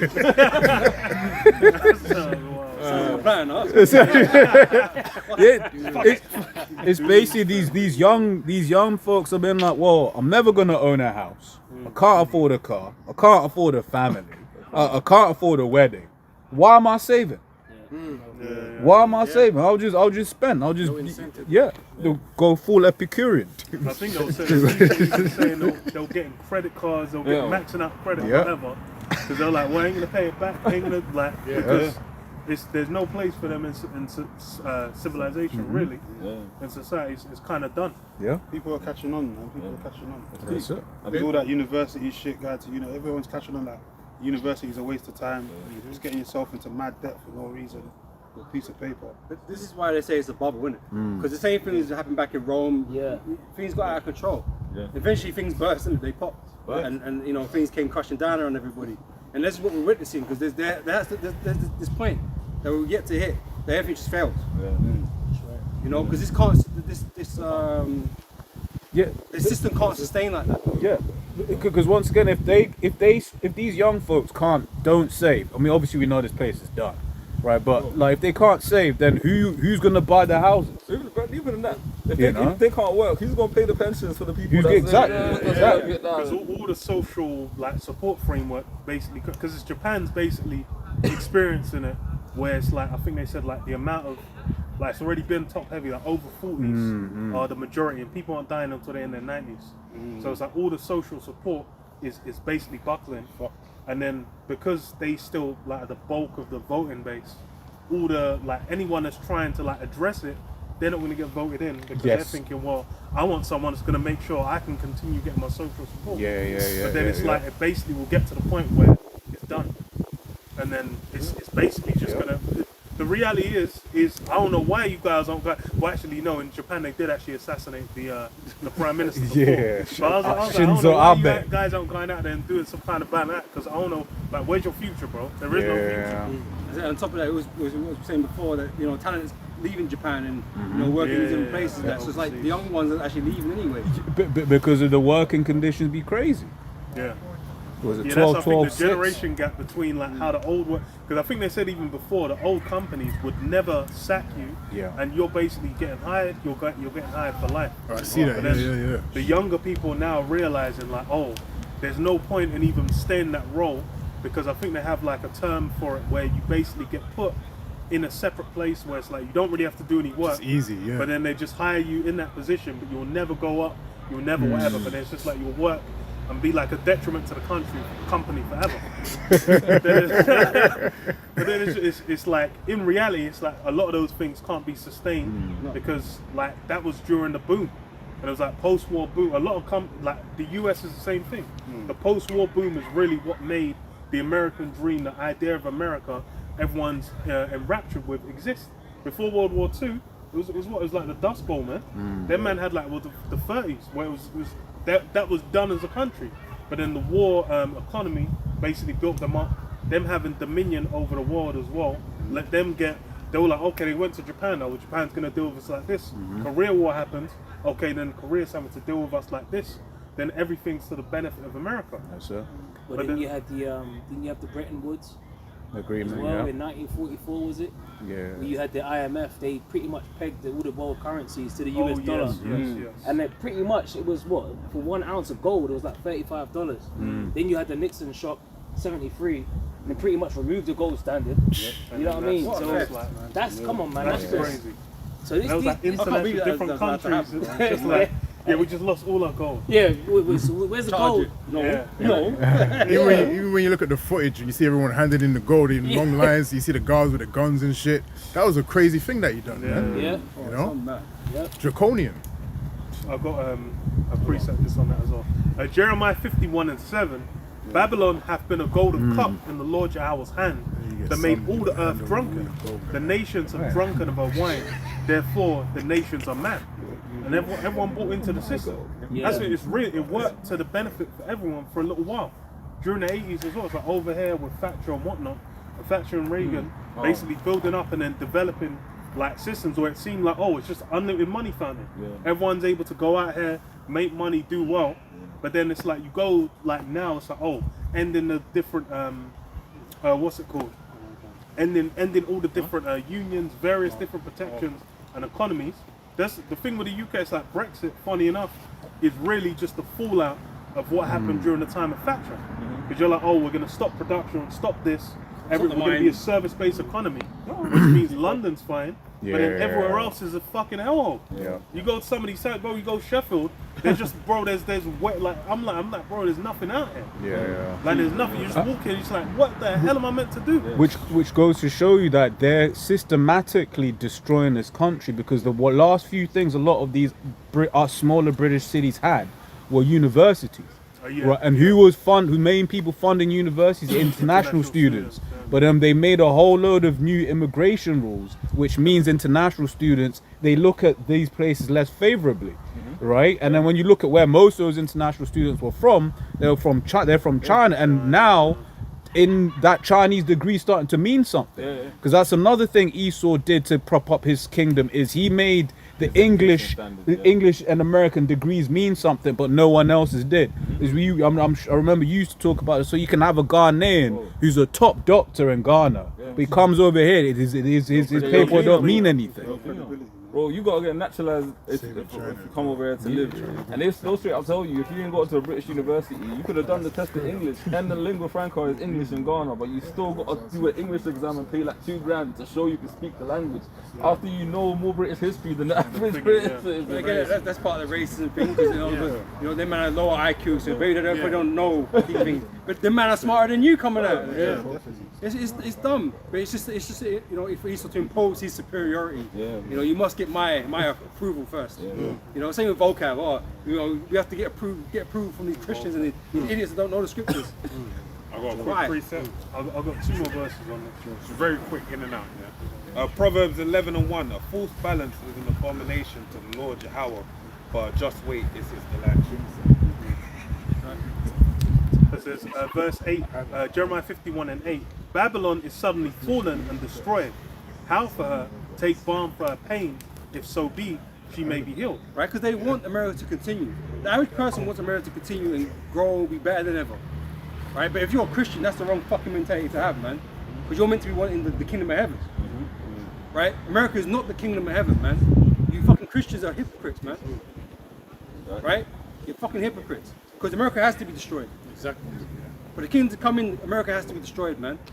Right? There should be nobody in America should be wanting America to continue. Because you're all meant to be Christians and shit, right?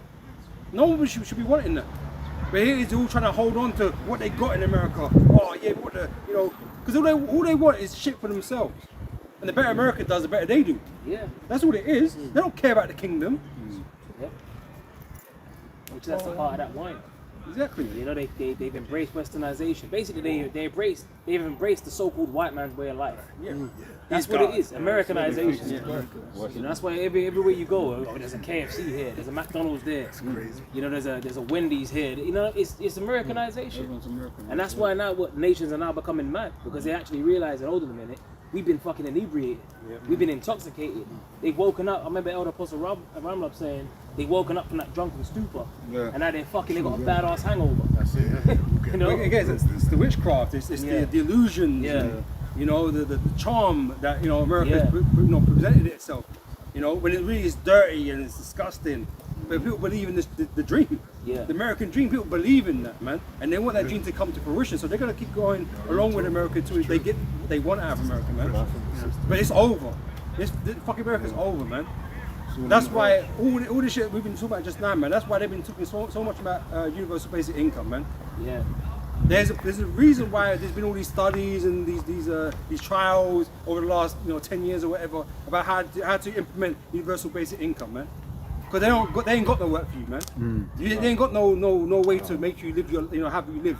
There's no future. No future. Georgia Gaston. Yeah. They want to get rid of the population. Bill Gates. They got no. They already built up what they need to build up. Now they got the digital age. Now they think they're a god. Omnipresent, omniscient. They got all the data and all that. They don't need you. They just to chip the certain people and keep them as slaves. That's the plan. That's what they got. The concentration camps are by the ready. Right. That's why the sword is being sharpened. That's why they're doing Jade Helm, Rex 84. That's why they're doing all these fucking urban warfare drills. They're getting ready to just put you in them guillotine, just off your head. When Trump came in, like the first thing he did was like the police force, ICE. He had that developed swiftly. They've been complaining about that recently as well. Yeah, I was gonna say that. A lot of the ICE in DC, they don't want them out there no more. Been locking them up at 60,000 or more, and they're just supposed to be taking them back to the border, but they're keeping them in them cages and they're living through like depraved, positions and unclean place, sanitary places, unsanitary. They're saying that women are getting vaginal diseases as well because they're giving them the same underwears to wear, different people's underwears. That's all this fucked. Mexicans are getting it over there. Northern Kingdom, man. Then they say they're giving them electric gloves. Yeah, I was gonna as well. say electric gloves, bro. Shocking them. So what's that thing in X-Men? Not X-Men. Spider. He had. Spider-Man. Yeah. So they're getting. That's Jacob's trouble, but it's gonna intensify. I've got something. I was talking about work. Says Isaiah 19:15. Neither shall there be any work for Egypt, which the head or tail, branch or rush may do. So they're telling you that there's no work in the future, basically, right? But they're trying to nice you off by saying, "Oh, don't worry, we got this other plan in being sorted. Yeah, we're just gonna give you universal basic income, and so you ain't got to worry about actually working. We know we're destroying your job. We know we're making your life a misery. You can't earn money, but we're gonna just give you money, right? Through now the digital system that we've got going now. We can give you these digital currencies now. We can do this with it. We can do that with it. And we can make sure that you can go get your groceries, right? So people were like, well, if they're gonna do that, that's all right, But it's just a way to transition you to take the mark of the beast. Solid green. Yep. Just like solid green. That's what it is. Yep. Oh, they thought about this. They know we're suffering, but they got something in the work. No, it's just to get you to take the mark of the beast, man. Because that's like we just said, they don't really want you to be here. You think that they just want to give you this money for free? No, it comes at a cost. You know, and the less humans on the earth, the better it is for them. There's less to control, need to control. Even with these different social programs they set up over time, it's really allowed them to pass certain laws to establish certain baselines, and then in future. And the thing is everything on a scale. You look at where it's heading to, it's all going towards that mark. So then you think, oh, they're doing. You know why? Okay, why is it they establish? It's like the NHS. So why we establish the NHS? But then it's one of those things that can be utilised as a tool. It's something that it's like that was a big part of Brexit. They were saying, oh, 350 mil to the NHS. Everyone's thinking, oh, you know, when I get my it get fixed and whatnot after Brexit, then I ain't gonna be waiting for like 9 months. Lines got longer. Yeah, All the people that were working there, not here. All them foreign nurses and that's gone now. I got a preset. First Maccabees 8-4, and that by their policy and patience they had conquered all the place, though it were very far from them. And the kings also that came against them from the uttermost part of the earth, till they discomfited them, and given them a great overthrow, so that the rest did give them tribute every year. But the point being is that policy and patience was used by well, this ain't talking about the Romans when the Esau was in control, but it's formative in what was brought forth into Esau's rulership as the Roman Esau Republic. reuses the other things that other nations done in the past. You know, recycles that stuff. There you go. You know, with more devilish undertones to it. Yeah. You know, but yeah, it's to take choice and options away from you, man. Because if you can't go to work to earn your own money, then you've got no other option than to take money from the government. Yeah.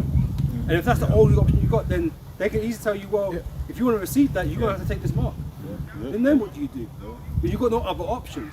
And the thing is, these people are more, if they've been, this is the thing, he puts everything on Front Street, on the main stage. Fauci getting up there and no commenting and everything. He basically showed you that with all the hoopla and, you know, everything that happened during 2020 to 2022 with the Novid and that, they basically twisted their arm to take that vaccine. But now it's come out that it was no good for you. So now everyone's aware of it, but a lot of people are, you know, going dumb at the air and saying like, I don't care. But this shows you when they come to bring about everything they're gonna set into play, that you already know what they're about. And they can look at you, you know, and tell you a bold face, like, not even lie to you, just tell you like, look, this is where it is. You gotta do this, or you know, you're fucked basically. Because when you're saying it, these people they know they got messed up, but there's that quote from that film, man. It's Andre 3000 in it, and he's basically like, when you get Revolver. Yeah, I watched that last week. I forget the quote, but it's basically like when people they don't want to admit that they've been. You know, they'll protect their best friend with all they've got, because if they admit that they've basically accepted a lie, then they have to accept they're stupid. Exactly. And that's these people. They always move they always move the goalpost. You're only stupid if you stay stupid. Yeah. You know what I'm saying? Like, you have to wise up at some point that I made a mistake. You know, because that what you guys, you know, had implanted into you, you know, during that time, man, was kind of crazy. And to this day, it's not been approved. And that's it's like the way they were forcing it. I'm like, bro, they had it through social media. I remember, bro, everyone would get it and then post on social media. Oh yeah, I got mine. Everyone was like, you had celebrities coming out saying, "Oh, go get it." Yeah, bro, it was like the push was insane. Pizza, donuts, free Man pizza. said, "Oh, I lost my job. I was working at airport. I didn't get. I lost my job." And it was like 3 weeks later or something when they said, "Oh, it's no longer mandatory." Then he got he got paid. But then imagine how many people that would have just folded and taken it, not knowing in a few weeks they could have got the fattest paycheck of their life. And where is that disease now? Bro, it's I know people are still getting diagnosed with it. I'm not saying I'm not ignorant to that, but I'm just saying, like, is it a crisis? No. No, it's not. They got downgraded back to a flu. No, they didn't. Was it necessary? Not really. And it's funny because people still get the flu one yearly, but then that's not joining the same thing. It's not even being recommended like that. No. Then it's the vid just disappeared. And I'm like, bro, flu's already like, I was like, bro, it's like, If I get the flu, is it really that bad? Unless you're like up in age or whatever. And you know, even with the flu as well, like there's like, I think there's numerous different strains of the flu as well, but there's like 4 main ones, and they would, when it's flu season, they try and do their left-hand science and try to predict which strain they need to allegedly protect you for, but they never figure that out. Well, how the hell are they gonna then figure out how to protect you? In 6 months, like yeah, but you know why? Because the one that they put you is living. It's alive, innit? So it can you know evolve and do whatever to attack the ones that's gonna. I remember when they said, "Oh protein yeah," spikes and shit. bro, it's like man said, like, "Oh yeah, you're never gonna get it again after you get it." Then it was like 2 weeks later, it was like, "Oh yeah, man said man can get it. Oh, actually, you can get it again." It doesn't make you immune. Oh, actually, yeah, it just makes makes it so you can fight. But I was like, bro, the way they'll, bro, you know, and you got Boris talking shit to us. I'm like, bro, shut up, man. Man's having a party after Well, it was blank checks for these pharmaceutical companies. Yeah. It was blank checks. So of course they were like, look, man, we've got them on a roll. Might as well, new strain, and they started giving them what, Omicron. I swear that's a transformer. Oh man. Oh, you got the Optimus Prime? Got a quick one. This is Esau's got to go. Psalms 55 and 21. The words of his mouth were smoother than butter, but war was in his heart. His words were softer than oil, yet were they drawn sore. Yeah, Esau is not our protector, man. He ain't trying to help you. He ain't trying to do any of that, man. He's just trying to deceive you, man. That's it. You know, so he can destroy you. That's it. He's had that same MO from forever as well. Yeah.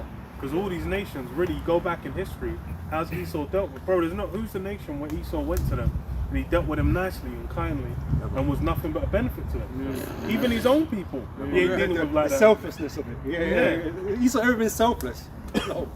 Yeah. Well, his whole aim is to have you, like even Morpheus said it in Matrix. Listening, Neo, because many of these people, Neo, are so hopelessly dependent. They'll fight. So these people are actually out here fighting to protect this. That's actually what they're involved in. They're invested in this system. That's why they got AI making new vaccines now. You know, or anti-Vs. That's what they got AI making it now. BBC News just did a video on that. They said they've got like the one they're doing trials on now. I think it's a cure for cancer as well. Yes. I was like, bro, it's like, I've watched I Am Legend. I already watched the intro to I Am Legend. I know what's going on, bro. T-virus. When some zombie, some Resident Evil, some Umbrella Corp motherfucking zombies start going around. Then it's fucking it, bro. Then it's because I was like, bro, it's like cure for thinking. I was like, bro, I don't trust that for shit. Yeah, you start mutating and I grew a second arm, like a third arm, like what's going on? Yeah, that's it, man. It's a man spider and shit. They'll poison you, and then they'll say you've got the antidote. Psalms 94 and 20.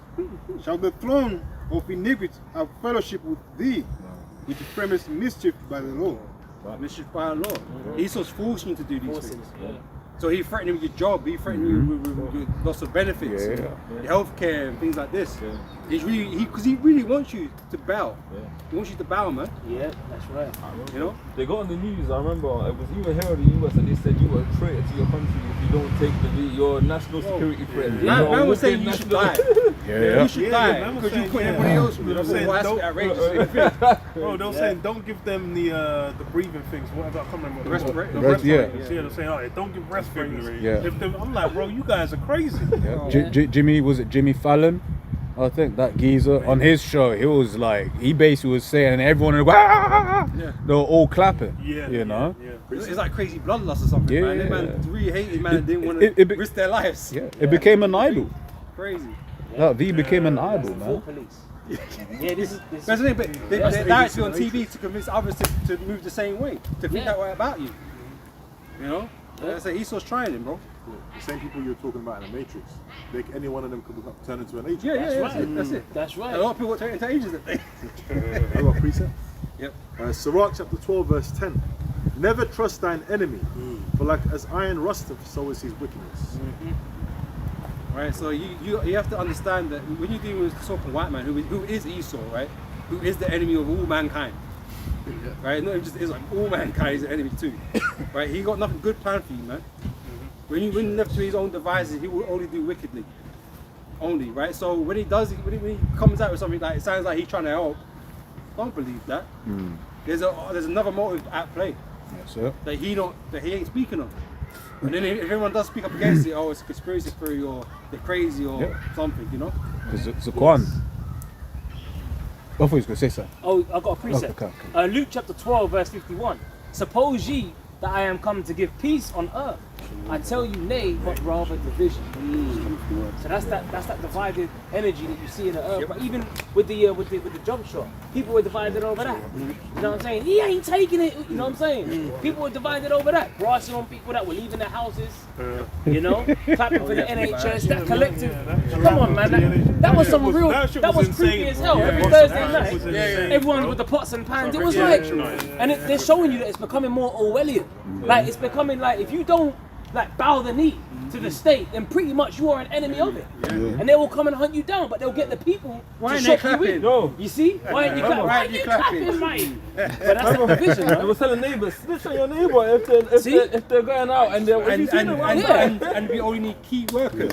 Right? Oh, you see? only need key workers. If you're not a key worker, you don't go work. It's getting you kind of the idea that only certain men work. Other men don't work. Right? Everybody else is on well, what will be universal basic income or whatever. Everybody else don't work. Basically, that's it. You know? So there's a lot of foreshadowing what went on during that time period, man. You know, but like I said, that was like a test run of sorts to what's going to be going on. Including the fraud. Oh yeah. The fraud, that was a big thing. I remember just thinking about it. I was like, because it's like, well, last time you lot couldn't be trusted, right? So now we need to digitize everything, make sure that we know who is getting what money and when. You know? Yeah, man. I remember that Matt Hancock guy, man. He was just throwing money away. The bounce back loans. Dominic Cummings. And they all under, and the thing is, no one's resurfacing their shit. They're hidden somewhere, counting money. Just This is Revelation chapter 12, verse 12. Therefore rejoice ye heavens, and ye that dwell in them. Woe to the inhabitants of the earth and of the sea. For the devil is come down unto you, having great wrath, because he knoweth that he hath got a short time. Right, so a lot of things have been speeding up, man. And like I said, you've had all these events taking place. There's what's happened in recent times. Let's be real about it. And like I say, Esau's pushing on. He ain't stopping, he's pushing on. He's relentless with it. You know, because like I say, he on a tight time scale, man. He has to get things done before the Lord turns up, man. You know, but obviously, inevitably, you know, it's going to be run according to prophecy. So he's going to get a certain amount done, you know, but then the Lord's going to turn up. He has to get it done because that's the only way we can keep moving to the next stage. He has to go far beyond what he's doing now, just basically total depravity, total rage, and just try and take out the nation of Israel one last time. And the Lord's just going to step in, man, and deliver the elect. But this is the futility of it, right? Esau automatically wins if he's able to get the elect to take them up. But he can't. But he can't do that. If it was possible. If it were possible, right? So he can get bloody, you know, he can get 6 billion people chipped. Boris and his brother definitely That ain't no gonna be win. in my plantation. That's not the condition of the win. I hate them two motherfuckers. You can't, you ain't gonna win just because you got bare man chipped, right? Because the elect are gonna be saved, you're gonna be delivered, man. They'll be kept away from your evil hands. Right? So therefore, you're gonna lose. Yep. You're always gonna lose. You lose. Good day, sir. Oh shit. Was it Charlie Willy Wonka? Yeah. You lose. Good day, sir. Yep. Now this is Job chapter 5 verse 11. To set up on high those that be low, that those which mourn may be exalted to safety. He disappointeth the devices of the crafty, so that their hands cannot perform their enterprise. Yeah, and that's on their $1 bill. Nuevus Coeptus, Novus Ordo Seclorum, announcing the birth of our enterprise, new order, new secular order, or new order of the ages. That's what they wanted to accomplish since, like brother was saying, since 1776, May 1st, this is what they wanted. This is what them coming over to the New World was all about, them accomplishing the New World Order. The Mazzini letters and all that, the 3 World Wars. This is all pre-planned, man. Because they basically mimic the Heavenly Father on the left-hand side. They think they can do what the Heavenly Father do and rewrite history, but in their false image, and that's why they want to merge man with machine, because they think they can, you know, do what the Heavenly Ultimately, Father they're being did. led by the Heavenly Father. Yeah. On the left hand side. That's what it is, and they're jealous. They're being led, so it's like it's not like they're doing anything that the Most High not expecting. You know what I'm saying? The So Most all High that- has got them doing what He wants them to Exactly. do, to lead them to where He wants them to be. To fulfill His will. That's right. And they've been trying to get that blessing this whole time. Yeah, they can't get Babylonian that. captivity, they were there. You know, Haman, he was there. They Yeah. were always there trying to put our downfall, man. One way or another. Antiochus, Yeah. you know, 70 AD, all of that. But the game's fixed. Yeah, it's The game game's fixed. It's always rigged. It's rigged. You ain't meant to win. It's rigged. That's it. He established his bounds. That's it. It says Israel shall do valiantly, right? That's right. That's right. So we was always gonna win anyway. I remember years ago, Scott, and you was like, the house always wins, and this is the Most High's house. Exactly right. That's it. That's it. That's Yeah, it. man, it's rigged. Well, there's nothing you can do about that.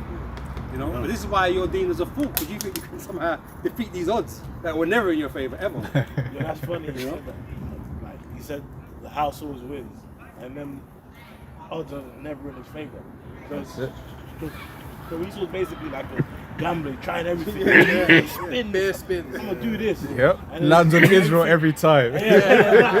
Well, it's like Doctor Strange, isn't it? When you're trying to find out a different outcome. Yeah. To stop Thanos from winning the war. I do it, yeah. I wouldn't even say it lands on Israel all the time. no, He's been getting he's fucked up, hitting. innit? Hey, yeah. He's He's hitting. hitting. He's getting intoxicated by it. he's hitting. You know, he's Yeah, getting yeah, intoxicated. yeah, Then all of a sudden, bigger. He's like, yeah, man. I got this. I got that. I got my He's chip. hitting right I got now, the market is Yeah, and then it He's just gets loving that. Yeah, that last bet, that last, And then that last all in, yeah, that last bet all in. that last That's all in, it. man, it's gonna It's break over. it. That's it. Back to zero, bro. What does You got the hit scripture with say? the Thanos. We shall make a speedy Anyone riddance. on You know what I mean? And Satan perform as lightning. You know what I mean? Like, it's You're like, gonna lose everything, man. it's gonna be one day. Yeah, it says That's that. a dude that's banked everything up. Yeah. In 1 hour I'm up, gonna- in 1 hour he's and gonna that's lose it, everything. yeah. Yeah. It's based on an hour. You know what? That's actually because it's like the house will do that to you to Yeah, get you hooked, to get you comfortable. Yeah, tea. They'll let you. Yeah. Here's a free bottle of champagne. Oh, they really love me. Their encouragement. Yeah. God is with you. Yeah, written in the stars. Until it's not worked out. You're just cooked. You're just broke. Yeah. Hebrews 12:16. Lest there be any fornicator or profane person as Esau, who for one morsel of meat sold his birthright. Yeah, natural born gambler, man. Yeah. You take it Gamble the for real. birthright. Yeah, because like Cain knew the way of righteousness, but he gambled on his own team. He's a chance taker, bro. He take it. You got to rate it in some way, but it's dumb. It's dumb. He was like, you know what? I mean, even though he was told what to do, Yeah, I'm gonna go the other this. way. Yeah. And then that bet didn't cash. Didn't cash, They didn't cash didn't it. cash in at all, bro. Even Esau. Man got mad about it. Like, Yeah. what the hell? Even Esau. Well, this birthright, it ain't that deep. He was And he gambling, found the real value. and then he gambled wrong. Dark. You know what I mean? Like, Man didn't care to look into the value of it, and he saw the real value, and That's- he's like, oh, yeah. that's the thing. Like that's what it is. Yeah. That's why even like you know when you get them jakes in Africa like spying a little pile of gold, and all of a sudden you got Edomites over there in that country. Like oh, when they think it's just a wasteland, and then they find out it's got wealth, and it's like oh actually, And like we're bringing democracy as well. Like, and like it's spiritual. Like in terms of Jacob had really like inside information, which is really the spirit. He's like, man, that birthright. That's the one I want. I'm getting that. You know what I mean? Like That's worth something. yeah. And guess so I was what? like, where the meat at, man? Yeah. And guess what? When the Lord comes, comes with his chariots and angels, establishes the kingdom. That's when that bet is cashed in. But really, the Lord had set it up from the beginning. It's a rigged game. Visions for an appointed time. Yeah, it's a rigged And game. the Lord deals with that because he did it with Job. Yeah, Wages. yeah. Well, That's even the vision's the key thing. 'Cause that's really with Hollywood what Esau's trying to manipulate. It's his vision. He's got Independence Day. He's got his little movies where he gets the W, or he's trying to manifest it. Yeah. Yeah. But then the reality of it is the true vision is really only for the elect. Yep. That's it. sorry. And even what I always say is like, it's not even a vision; it's an imagination. It's something that they've imagined within their mind. You know, it's not real. You know, a vision is something that's actually, you know, it's set in stone. This is a figment of your imagination. You see, it's like you could sit there and say, think of Pokemon. I ain't seen no Pokemon. You're just taking a squirrel and then, let me do this or let me do that. It's not real. Right? You ain't played Pokemon Go, I'll go quick precept. What is that? This is Proverbs 16 and verse 33. The lot is cast into the lap, but the whole disposing thereof is of the Lord. And in the NLT it says, we may throw a dice, but the Lord determines how they fall. So chance don't really exist. It don't exist. All these odds don't really exist. The Most High is a manipulator of your chance, of your luck. Right? In terms of Jacob, you know Jake, it's a rigged dice game, man. It's rigged. Adrian Broner. That's right. You know, it's rigged, bro. It's rigged. Oh man, it's rigged. The only thing that exists at the end of the day is the will of the Lord. Right? And that is certain. So there's no chance in here. You know what I'm saying? So you might think on the ground here, like, oh, well, there's a chance this could happen, there's a chance that could happen, and the odds is this and that. But ultimately, the Most High has decided the outcome. Where the odds gonna go. Yeah. You just play it out. Yeah. And we know that those odds are enough. I mean, I didn't know Man United was on the news yesterday. I didn't know that. I didn't know that. I didn't know that. I know, man. I didn't know, man. Phone call, mate. But the Most High knew what I was going to say. The Most High knew they were going to lose. I didn't know that. You know, but Angel got sent like 3 months ago to make that happen. Hey, fuck his knees up. I called that 3-0 Arsenal, man, but you know, I didn't bet, man. I fucked up. You never know. We don't know, right? We don't know. So we don't, you know, I don't have to bet them things there because I don't like losing money. It lost me money every time, bro. Isaiah chapter 55, verse 11. So shall my word be that goeth forth out of my mouth. It shall not return unto me void, but it shall accomplish that which I please, and it shall prosper in the thing whereto I sent it. Right, and that's why we know for certainty, you know, the things that are going to happen. How they're going to happen, the way the Most High wants it to happen. You know? Because the Most High is in control. Right? So this is what gives us confidence, man, because it's not really down to what we think. It's just what the Most High is, what it's going to be. Right? So we're not worried about, but what if Esau does this? Or what if he develops some new type of weapon? That ain't going to happen. We know it's not going to happen. It's not written. And that's why the Lord said, don't be frightful, don't fear. But obviously, it's going to be hard times. People going to be bugging out.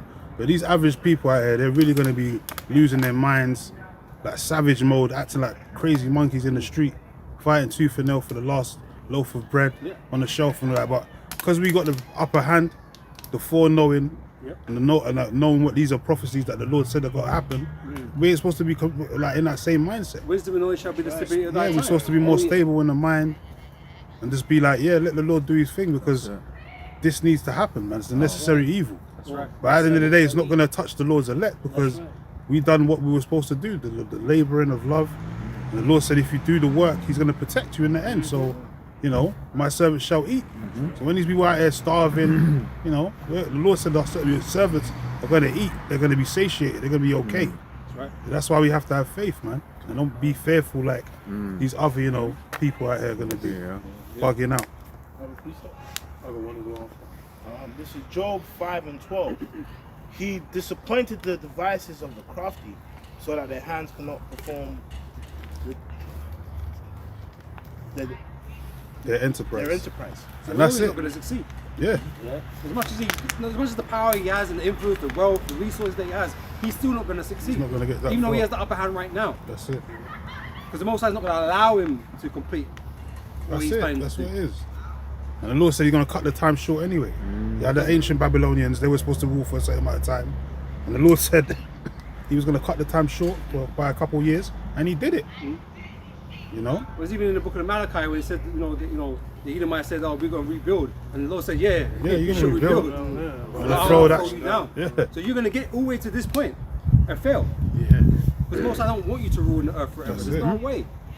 Yeah, if he wanted you to continue, if he wanted you to continue to rule, he let you rule. Exactly. But he said, "No, your time's up. That's it.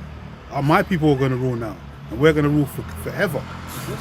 Well, he has on the back at the top of the pyramid, what Anu Coeptus, Yeah. our enterprise is crowned with success. Yeah. But the Lord said, look, what did he say in Job? I ain't favor shit. I ain't favoring shit. So that's that's his imagination. That he's again. Satan, you know. Yeah, that's it. Satan, You know? Yeah, in Psalms 2 it says Yeah, there's got got it. Took the words out of my mouth. Huh? Psalms 2:1. Why do the heathen rage and the people imagine a vain thing? Hey, vanity. Because it's futile, man.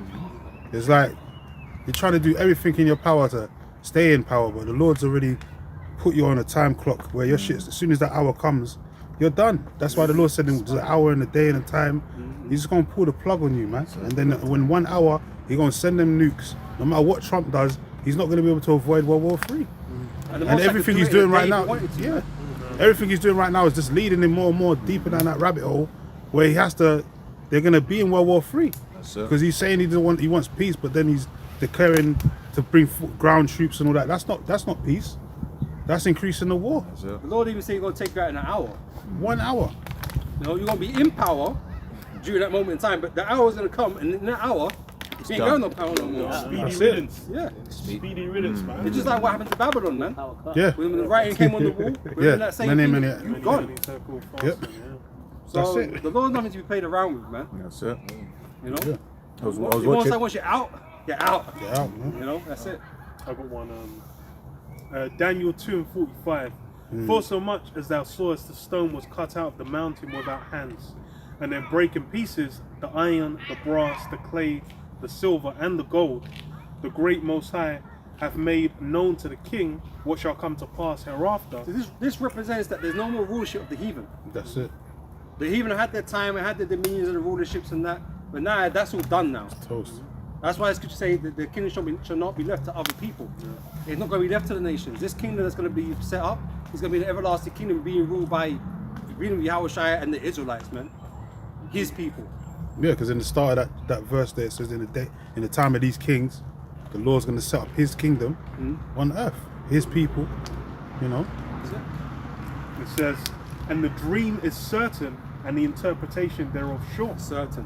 Yeah. You know what that means? 100%. Yeah. You know? No gray areas, no vague, no vagueness. Yeah. Right? And that was it in a dream. Yeah. It was That's what in it a said, dream. And it was certain.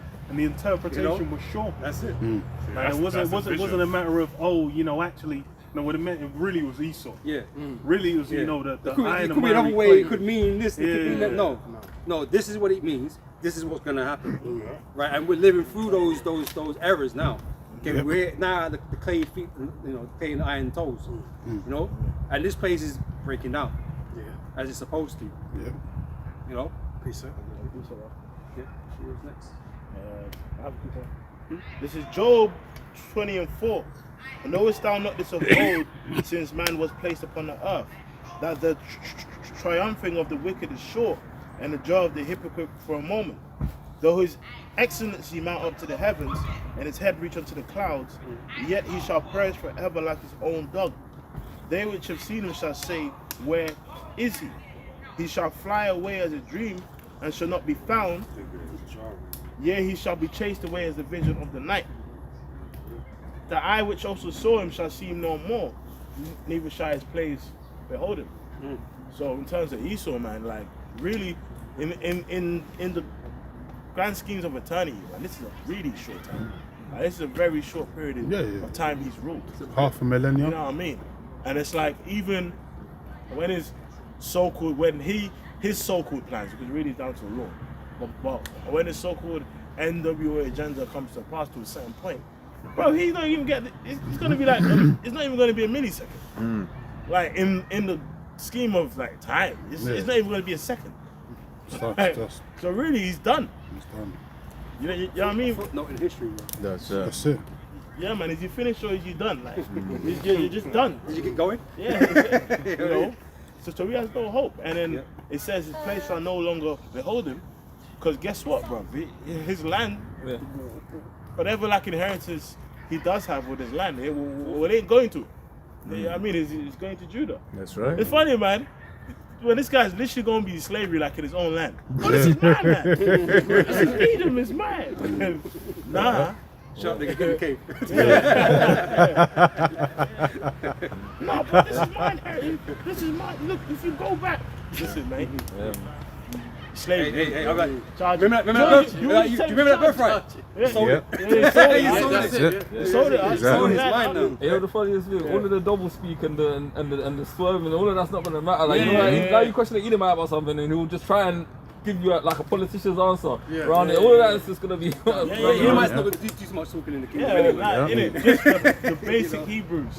Khan, La'a, other one. I ain't gonna be in it. I'm not gonna say no. I'm gonna be a con machine. Otherwise, I'm gonna talk to this rod. Bash their heads in. I think what they're gonna know is Khan. Sorry. That's all they need to know. That's all you're saying until you're like 10, 13 years old. Like, you don't need nothing else. Khan, other one, Salak, other one. Especially these Baconite Brits. You know when they go into slavery, man, it's gonna be funny, man. Oh, mate, can't do it. Union, mate. Union with my scepter. That's Isaiah 45:17. But Israel shall be saved in the Lord with an everlasting salvation. He shall not be ashamed nor confounded, world without end. Yeah, and that word world there, that word world there is talking about age. It's not talking about, you know, the cosmos or the actual whole world itself. It's talking about a time period. In the Hebrews, Ayawalam. Says it. Yeah, Ayawalam, which means a perpetual time of rulership. And in the Greek, it's Aeon, which means the same thing basically. But if you ask Nate, he'll tell you, man, that'll, Yeah, that'll go on for a little while. Yeah. And then Magog is going to come out from nowhere. Nate would just say that's the whole world. That just means the whole world. I'm reading NLT version. It's NLT, Isaiah 45:17. It says, but the Lord will save the people of Israel with eternal salvation throughout everlasting ages. They will never again be humiliated and disgraced. Never again. Never again. So Magog ain't going to do shit. Yeah. But we're not going to go into captivity again. Yeah. Okay, the Lord is not going to punish us in the sight of the nations no more. Yeah, after 1,000 Won't need years. to. Innit? Because once Esau goes down, that's it. That's it, man. He ain't like, he's not in power because of him. So it ain't like he's a threat because of him. Yeah. He's only a threat because he got blessed with the sword.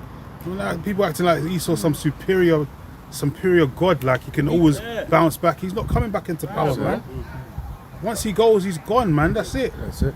Job said, among the bushes they brayed. Yeah, man. The cave monkeys, man. Cave monkeys, man. They ain't coming back into no damn power, man. This ain't no Khazarian Part 2 empire, man.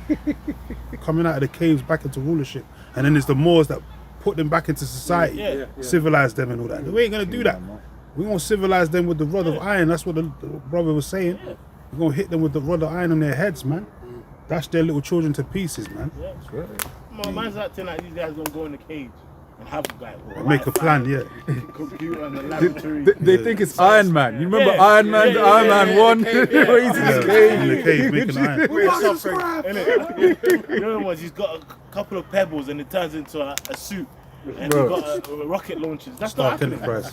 Back cave utility belt. Yeah, innit? Yeah, he's gonna have a Back cave. Or it's Elon Musk, innit? Because he thinks he's yeah. Stark, innit? So he's gonna be in the caves, creating a little weapon and all that. He ain't got a Christmas Stark, man. Fucking that guy's gonna be in torture mode in the kingdom, man. That's it. Elon Musk. Brother's got spiritual power. But Robert Downey Jr. is pretty smart, isn't he? Yeah, that's it. Esau's done. Esau's free, man. Once he goes down, that's it. He's nothing superior or benevolent about these devils. They're just another being on the earth that the Lord gave power, man. And he's taking that power away from them, man. It's good to say the Most High sets up the nations, man. He puts them in power. So he gives them some type of advantage over another kingdom, man. It's always been this way. We've had greater kingdoms than America. Yeah, Babylonia and all that. Yeah, first Babylon was greater than America. That's why he was the head of gold. Yeah. You know? You're the bottom, you're the basis, you're the feet of it. So how's your empire gonna just thrive forever and ever? Esau's just always gonna stay in power? No, man. That's that white supremacy shit. He got You spirit gotta get IQ, that Stockholm syndrome out of your mind, man. How does Edom beat people that are Exactly. Can't be a God. He'd be a God, yeah.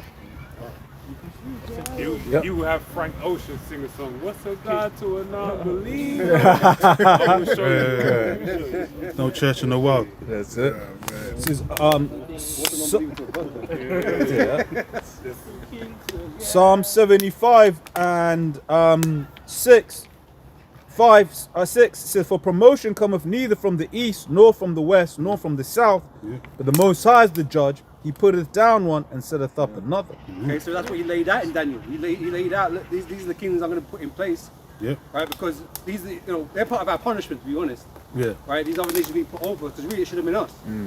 Right, but see, this is the Most High's plays, his movie, so this is how it's going to play. Yeah, you know them ones when you got Elamite in a position of power over you, man, and just looking at them. That's punishment, man. That's hell. Well, hell, man. We said earlier, humiliation. These are humiliating things.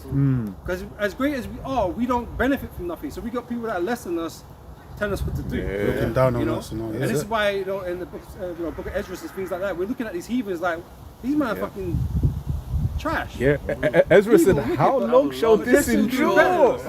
And that's how we all feel, man, because we're all fucking tired of this place, That's man. it. Yeah. You know, having to deal with the same fucking bullshit all over again for what reason? We know this place is going to be destroyed. If it wasn't for the fact that we had to, the Lord's put us in a position to work for our bread and stuff like that, we wouldn't be fucking doing nothing here. You know what I mean? You go work and do this for you, so fucking file your taxes, fucking get your license, and all these things. You got to jump through so much fucking hoops just to fucking operate in this place, man. Yeah. It's fucking tiring. Verse 8 says, "For in the hand of Yahweh there is a cup, and the wine is red. It is full of mixture, and he poureth out of the same. But the dregs thereof, all the wicked of the earth shall wring them out and drink them." Yeah. Slavery, man. We had to drink the dregs. Yeah. Esau, you're gonna drink them Esau dregs, fully man. thinks he deserves a happy ending, bro. Yeah. One more. Like, how is it possible after all the wickedness that you done? How do you deserve a happy ending? You're not even the chosen of the Lord. We drank the cup. They gave you a job, huh? Come on, man. They built roads. You're gonna build fucking roads. Pave of gold. Yep. We've got another one. On that, it says Jeremiah 49 and 12. Yeah. "For thus saith Yahweh, behold, they whose judgment was not to drink of the cup have assuredly drunk." That's us, the children of Israel. Because we're meant to be the righteous on the earth. We're the Lord's chosen people. But we fucked up. And that's something that we've had to acknowledge. Right? To understand our plight here, why we're here in the first place. That's part of the requirements of coming back to the Lord, to acknowledge your own sins and the sins of our forefathers. Yeah. So that's something the elect, the elect do.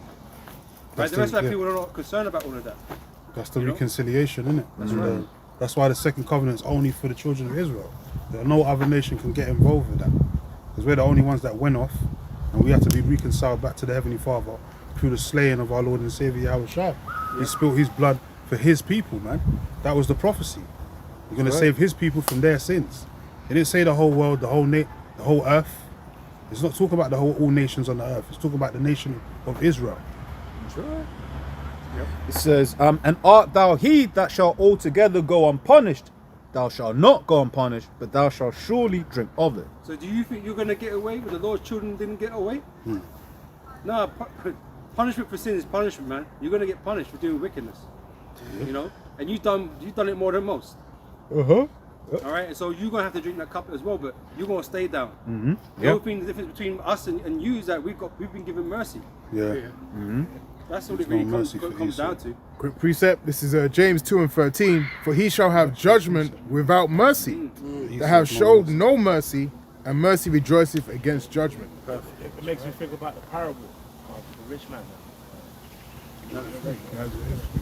Lazarus speaks about when he was in being comforted, and how he was hoping to get him to dip his finger in the water. He ain't gonna get no mercy, man. He was in Lazarus' Abraham's bosom. his tent. Yeah, basically, yeah. Yes. And that parable just shows you, man, in the kingdom, man, you're going to be suffering, man. And there ain't going to be no letdown. No one's going to let you have mercy on you in any way, shape or form. Right? You're going to catch it raw. the way that he's gotten used to these heathen nations revering him, that ends here. Mandatory, all that You kind of know. bullshit. Everyone's gonna fucking hate you, man. Yeah. Everyone's gonna hate you in the kingdom. All the nations. Mhm. The scripture says, he shall put his anger upon me. I'll lay my vengeance upon Esau by the hand of my people Jacob, man. So you know now that Jake, you remember that time, I think it was lockdown, remember all the riots? You know the protests Oh, were yeah, I remember. Yeah. No. Threw the Edomite on his back. Yeah, Carried him. you remember that Jake? That yeah, picked up that. Remember there was the Edomite that got knocked out, Baconite, and then the nigga went and picked him up. And it was a picture of revolution, like you see. Nah. I ain't with that. Nah. That don't represent me. That's not touching the pig. Basically, Fuck that. a bacon on the shoulder, bun that. And that guy's probably voting reform. Yeah. The scripture says no to who you do good to. It does say that, man. You don't just help anybody. This guy's a damn fucking Edomite, bro. You know what I mean? Your enemy of your forefathers and you. Yeah. That's why it says, about the enemy, Sirach 12. Because if that guy would have, it's a serpent, man. You would have healed the viper, cobra, whatever, grew it, nursed it to health, and then it bit you, and you'd be there like, yo, why you bite me? How could you? It's like, I'm a snake, my friend. Like, that's what I do. Surprise, motherfucker. Precept? Isaiah chapter 14, verse 16. They that see thee shall narrowly look upon thee and consider thee, saying, is this the man that made the earth to tremble? They're gonna look at you with disdain. That's it. Right, because you really fucked up the whole place, man, and everybody suffered because of you. This whole judgment that's come down on the whole earth is because of you, a lot of it. Even though these nations have done wickedness as well and going to be judged also, but you've made everything worse in the earth for them. You've got them adopting immoral ways of living and shit that they weren't involved in before. Like I said, this heathen's always been done doing bullshit, but Esau's made the shit worse. Yeah. You know? Giving them strong drink. Yeah. I got that. Made them drunk. Yeah, we're going to finish it. It says, that made the earth to tremble, that did shake kingdoms, that made the world as a wilderness, and destroyed the cities thereof, that opened not the house of his prisoners. That's right. Keep going on to read it. Yeah, if you want to break it down, yeah. All the kings of the nations, even all of them, lie in glory, everyone in his own house. But thou art cast out of thy grave like an abominable branch, and as the raiment of those that are slain, thrust through with a sword, that go down to the stones of the pit as a carcass trodden under feet. Basically, Esau is never going to be renowned. Esau's going to be he's the basis of men, the lowest of the low, and all the heathen nations, they're going to see that it's going to be known, man, and then everything that veneer that the brother said, all the heathen nations look up to him, that's all going to be gone. Now they're going to know what he really is. Yep, piece of shit. And they're going to look up to who it really is, which is Jake. Yeah. That's in Isaiah the second chapter. Exactly. Funny, even now it's like you go online, it's like you'll see Elam getting corned online everywhere. Yeah. Where they say, oh, these guys eat food off the floor, they do this, they do. I'm like, that it's like it's legendary. But then like that court, that's not even a fraction of what Esau's going to be getting. You have to consider it's like, and Elam's going to be corning them. Yeah, like, it's ironic. As I read this, Habakkuk 2:15, it says, woe unto him that giveth his neighbor drink, thou puttest thy bottle to him, and makest him drunken also, that thou mayest look on their nakedness. He's got man changing their genders and shit. Without Esau technology, they wouldn't have to do all that shit. You know what I mean? They might have been dress up as, opposite sexes and shit, but they couldn't fucking change the plumbing. Well, it's not really. That's inaccurate. They can't really change the plumbing. It doesn't actually work. Yeah, they could just change how it looks. Yeah, mutilate them. Yeah. It's self-harm. On a whole different level. But there's good jokes, right? Because they'll look down on people that want to get circumcised and things like that. But you can do that. That's a good point. That's crazy, bro. That's a good point. That's crazy, man. And you'll have laws. Because circumcision is holy, it's righteous. Yeah. But you can't do that though. They look down upon that. Yeah. Make it difficult for you to do that. That's a good point. Because you know how many times, like like doctors and they try to push this new knowledge. Really, circumcision is harmful. But let your kid grow up and say, I want to be a woman. Yeah. Oh yeah, come. They'll chop the whole thing. They'll help and support you. 5-year-olds just doing madness, bro. They're giving them pills to block hormones. Yeah. And they have laws like that saying if you're under 16, you can't possibly even like consensually do any sort of sexual activity, but you can change the whole organ, your internal organs from at 5 years old. You can just wake up and say, yeah, you know what? I don't want my man parts. I just wanna. Yeah. But he calls it progress. Yeah. That's because I hate, you know, when people say, oh, but you know, they're backwards. It's like, nah, bro, you're the backwards. You know. They had a Ghanaian minister on recently, and he was talking about how basically no one in got weed. That's what you talking about, stoning people, and they put a law in place where if you get found to stone someone, you basically get put in trouble or something like that. What like on the freaks and that? No, they basically don't want to. They don't want to kill homos no more. They want to. Yeah, it was a way to deter people. Yeah, from no more killing stoning. them. But they were gonna arrest them. They're just gonna. People were saying like, why don't you just outlaw? Like, why don't you incorporate homosexuality? They said, listen, the culture of the people in that land, you can't incorporate that. And they saying, oh, you know, it's back. It's like, Nick, we ain't looking at. We don't want to see two. And the funny thing is, in Africa. And I'll say Africa as a whole, two men holding hands is very normal. It's a show of like friendship, camaraderie. Like it's not deemed gay. So that really shows you that where their minds are going. If two men can walk around holding hands and they're just friends, when you tell them that there's two men fucking each other, they're gonna grab those two men holding hands, will grab stones and dash it at people. It really shows you like it ain't a discomfort with masculinity. It's just that's off. There's something wrong with that. You know, with Edomite thinking that the position of power, he was getting interviewed by a random Edomite journalist, and then he was like, "But why can't you accept this into your culture?" And it's like, "Cause that's your culture, it's not ours." He's like, but why can't it be your culture? Like, because Edomites got that mentality, but what we think is right should just be normal to you. White supremacy. And it's just nowhere. Because it has to be their culture. It can't be like.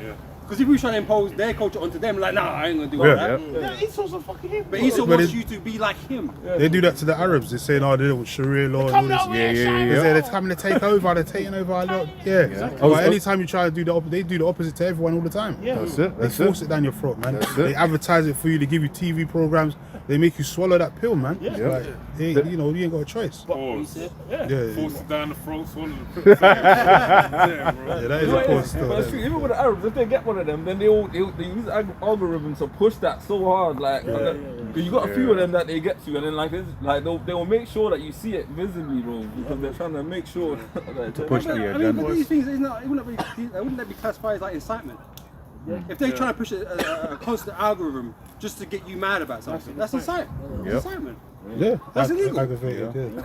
I was at my nan. She had BBC News on, and they were into obviously after the Americans left, what was it, Afghanistan. Obviously the old powers came back in power, and then it was like, it's been 5 years, and girls can't go to school, and then the guy was like, look, man, like, you basically like, is that all you caring about? Because because let's be real, when America was over, they were killing the girls.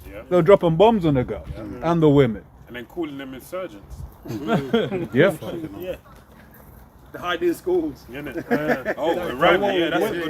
What was it? Iran. The first strike man did was little girls' school, bro. Triple tap. We're trying to demoralize them, bro. Man made it a tactic. I was like, bro, it's like in reality, it's just whatever is to their benefit. They'll skew it any which way, man. I got a preset. I got one as well. First Maccabees 1:41. Okay, that's what I had as well. Moreover, King Antiochus wrote to his whole kingdom that all should be one people, and everyone should leave his laws. So all the heathen agreed according to the commandment of the king. Right, he wants you to conform to his ways, because he deems his ways better. That's what it is. But his ways are the ways of wickedness. But that's the whole point with Esau, Satan. They're just trying to corrupt you, man, into doing wickedness. He just wants everyone to be gay. Just transgress the Lord. And I don't want to live in a world like that. No, bro. I don't want to live in a world like that, man. There was I can't even remember who it was, bro, but it was like someone was talking about some girl online getting interviewed, and then she says like, oh yeah, it's like you know, my son was 5 and he wanted to play with like trucks or whatever. And I was like, damn, I really hope he grows up to be gay or whatever. Yeah. I seen that. And I was just like, bro, it's like this is how bugged it is. It's like now it's like if you don't like, you're thinking, damn. It's like if he's just a regular guy, then no, I failed. I'm like, what? I was like, bro, you realize like 99.9% of the people on the face of the earth are just regular, like I mean, they conform to the that's normal like wishing, like, hoping, sensibilities. when my son's born or whatever, you know, he grows up having autism. Yeah. I mean, on one hand, It's in the same vein. Like, on one hand, they might be super intelligent on some things, but other times, it's not really helpful like that. You know what I mean? Like being the flamer is not productive, man. Nah. And they got demons. Like, it's like, oh, I hope he grows up big and strong. It's like he's big and strong. There's something he can do. Bro, like, them freaks are so violent. They're violent, They got some man. untempered rage, bro. Yeah. It's like they're allowed to get away with like behaviors that if a regular dude's doing that, then everyone's like, cops are getting called. Like, you what then, mate? Like, bro, it's like the flamers are doing it. They're just like, oh, he's so, you know, he's just expressing himself. Expressing, you know. Women always say, they'll be like, those moles are, they're mean. It's like that, it's because they got demons on them. They ain't right, man. What? The faggots will shake the shit out of him. It's so violent, bro. In the skirt as well. Bro, you see them? Don't misgender me. He said, hey, you remember that guy that smashed up the game show? Yeah. It's so violent, bro. Shit, like, imagine there's people who call us violent. But them niggas, if you've been misgendered, them niggas 6'9". They're 6. Oh yeah. There was one of that. Remember that guy? Bro, where it's like, bro, you taunt the guy out. I was like, damn. I was like, that's hell. He's like, you Hey, hell. women are like that as well. They're the worst. Yeah. You see, like they'll be putting hands on men, and it's like, bro, you like, why would you even? It's untempered like, rage. like you gotta control yourself. You know. I don't know what you're doing, bro. I've got a quick one. Romans 12:2 says, "And be not conformed to this world, but be ye be not conformed to this world." And whose world is it right now? Yeah? It's Esau's world, man. Esau's been given power over the earth. The earth is given into the hand of the wicked, no? Yeah. This is his world. And he wants you to be like how he wants you to be in his world. Okay, like we say, we running through it all day, man. It's just evil wickedness, man. You know? Yep. But be ye transformed by the renewing of your mind, that you may prove what is that good and acceptable and perfect will of the Most High. So what he's saying is, really, you need to go back. Go back to the right ways. Because we left off the right ways, right? You need to go back to the right ways. Right? So there's nothing archaic about these scriptures, man. Right? The laws and the things that are in it are forever. They're eternal. They're applicable to the modern day. That's right. Right? Because when you do wickedness, when you put your hand forth into all these new radical ideas and shit, destruction comes, man. The world before the flood, they found out. And the Lord sent that flood, man. They found out, man. Wickedness is not productive. Right? So you're better off just going back to the right ways and living by the righteous standards, man. And then you'll be safe, you'll be cool. The triumphing of the wicked is Sure. Yep. I got something. Romans 1:25. Who changed the truth of the Most High into a lie, and worship and serve the creature more than the Creator? Yeah, now we're doing what man says. You know, what Esau says. You know, man will change up the whole church system and say, flamers can join too. Yeah, women can be pastors as well. What the fuck? What are we talking about here? What woman has any idea of the spirit? All they got is a bunch of emotions, man. They don't know prophecy. You know, they're not about upholding the law. They're too squeamish. You know what I mean? No. Some to death. That's brutal. That's brutal. It's Destiny's Child, man. It's just emotion. It's like, bro, anything, bro. It's like when you get in crisis situations, it's like you see with female cops a lot. They'll have like someone gets violent or whatever, then it's like, start bugging out.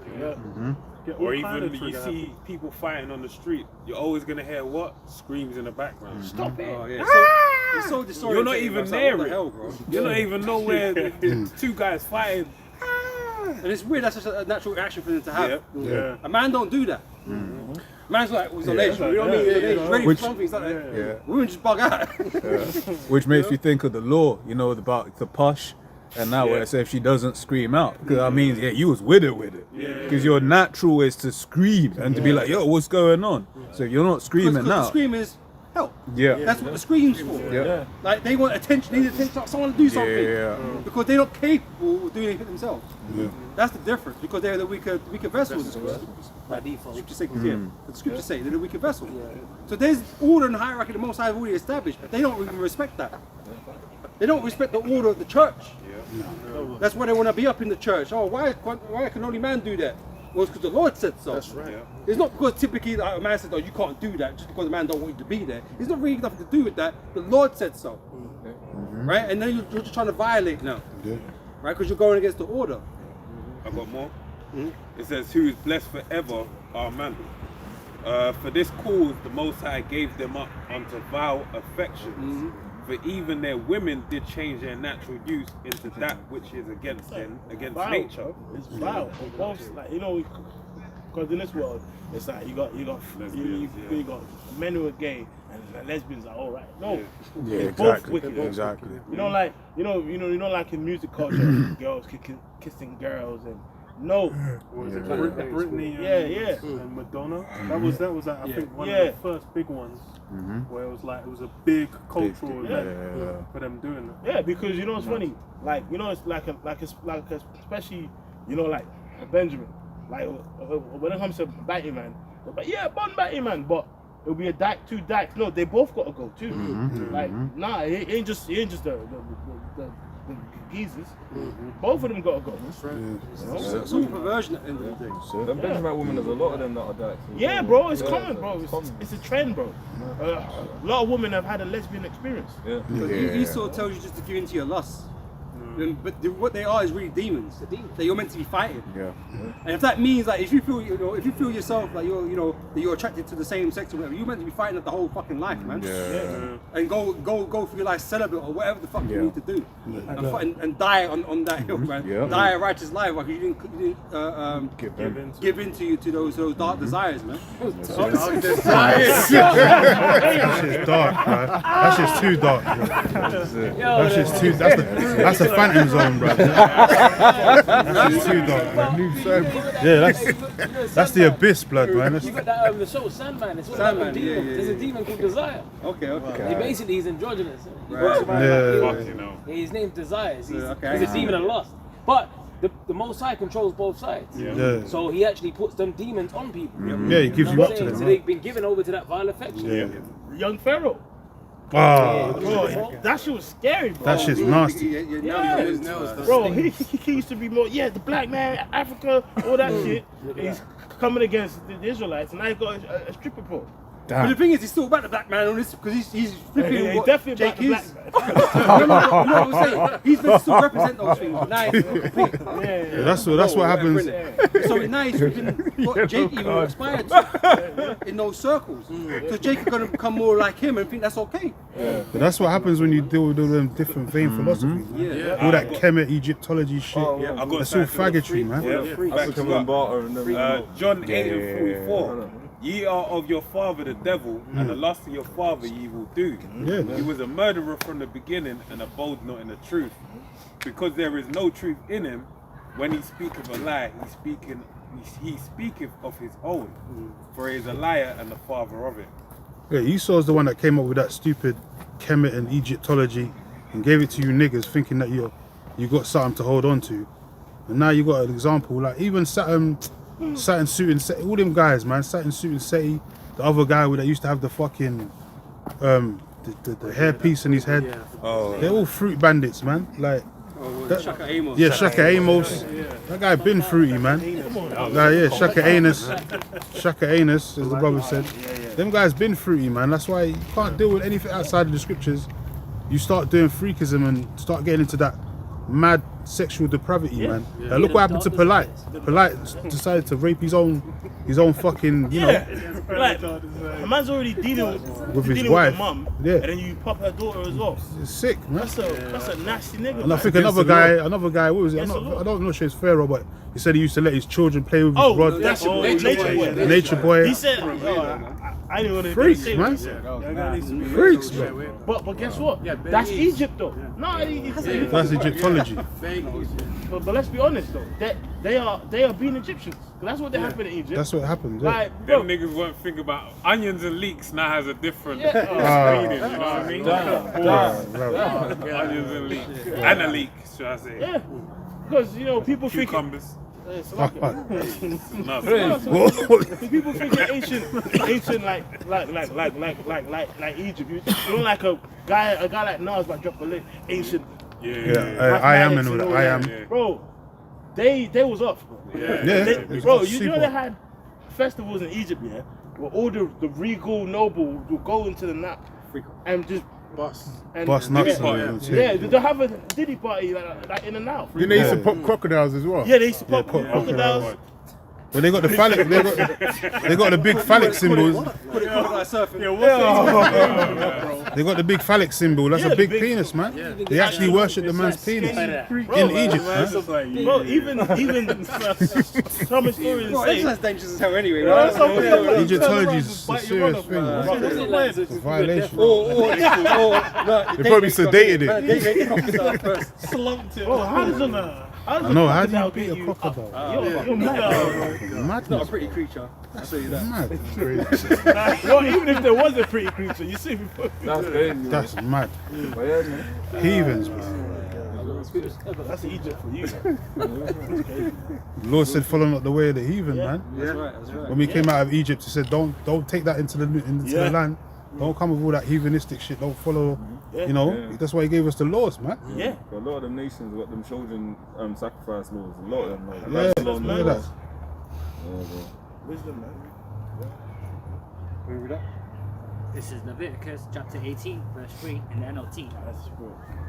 So do not act like the people in Egypt, where you used to live, or like the people of Canaan, where I'm taking you. You must not imitate their way of life. That's it. That's right. Because man. they was We doing got all our that own batty way. boy, yeah. We're a holy people, a separate people. Yeah. Given laws such commands by the Heavenly Father, man. It's wisdom, man. Because they was heavy into that batty boy shit and Heavy, bro. heavy Bestiality. adultery, all of that, man. You know, but I say he also wants you to conform to his ways. No, no, your ways ain't right. Yeah. You know. 2 Peter chapter 2 verse 6, and turning the cities of Sodom and Gomorrah into ashes, condemn them with an overthrow, making them an ensample unto those that after should live ungodly. It's like Esau knows the stories. He's supposed to be an expert, right? Yeah. Yeah. He's a rebellious spirit.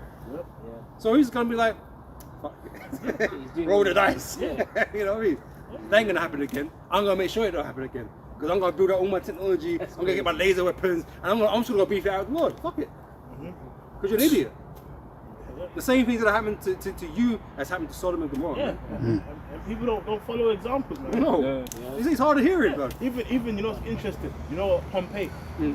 They found like you know like Remains in there. graffiti, on the wall Yeah. that said Sodom and Gomorrah. Oh, yeah? And it's actually in the histories, and Right. basically it was they speculate that it was written by a Christian, which is Jake community that used to live there. So when that judgment happened, they knew that was because of the wickedness they were doing. Yeah.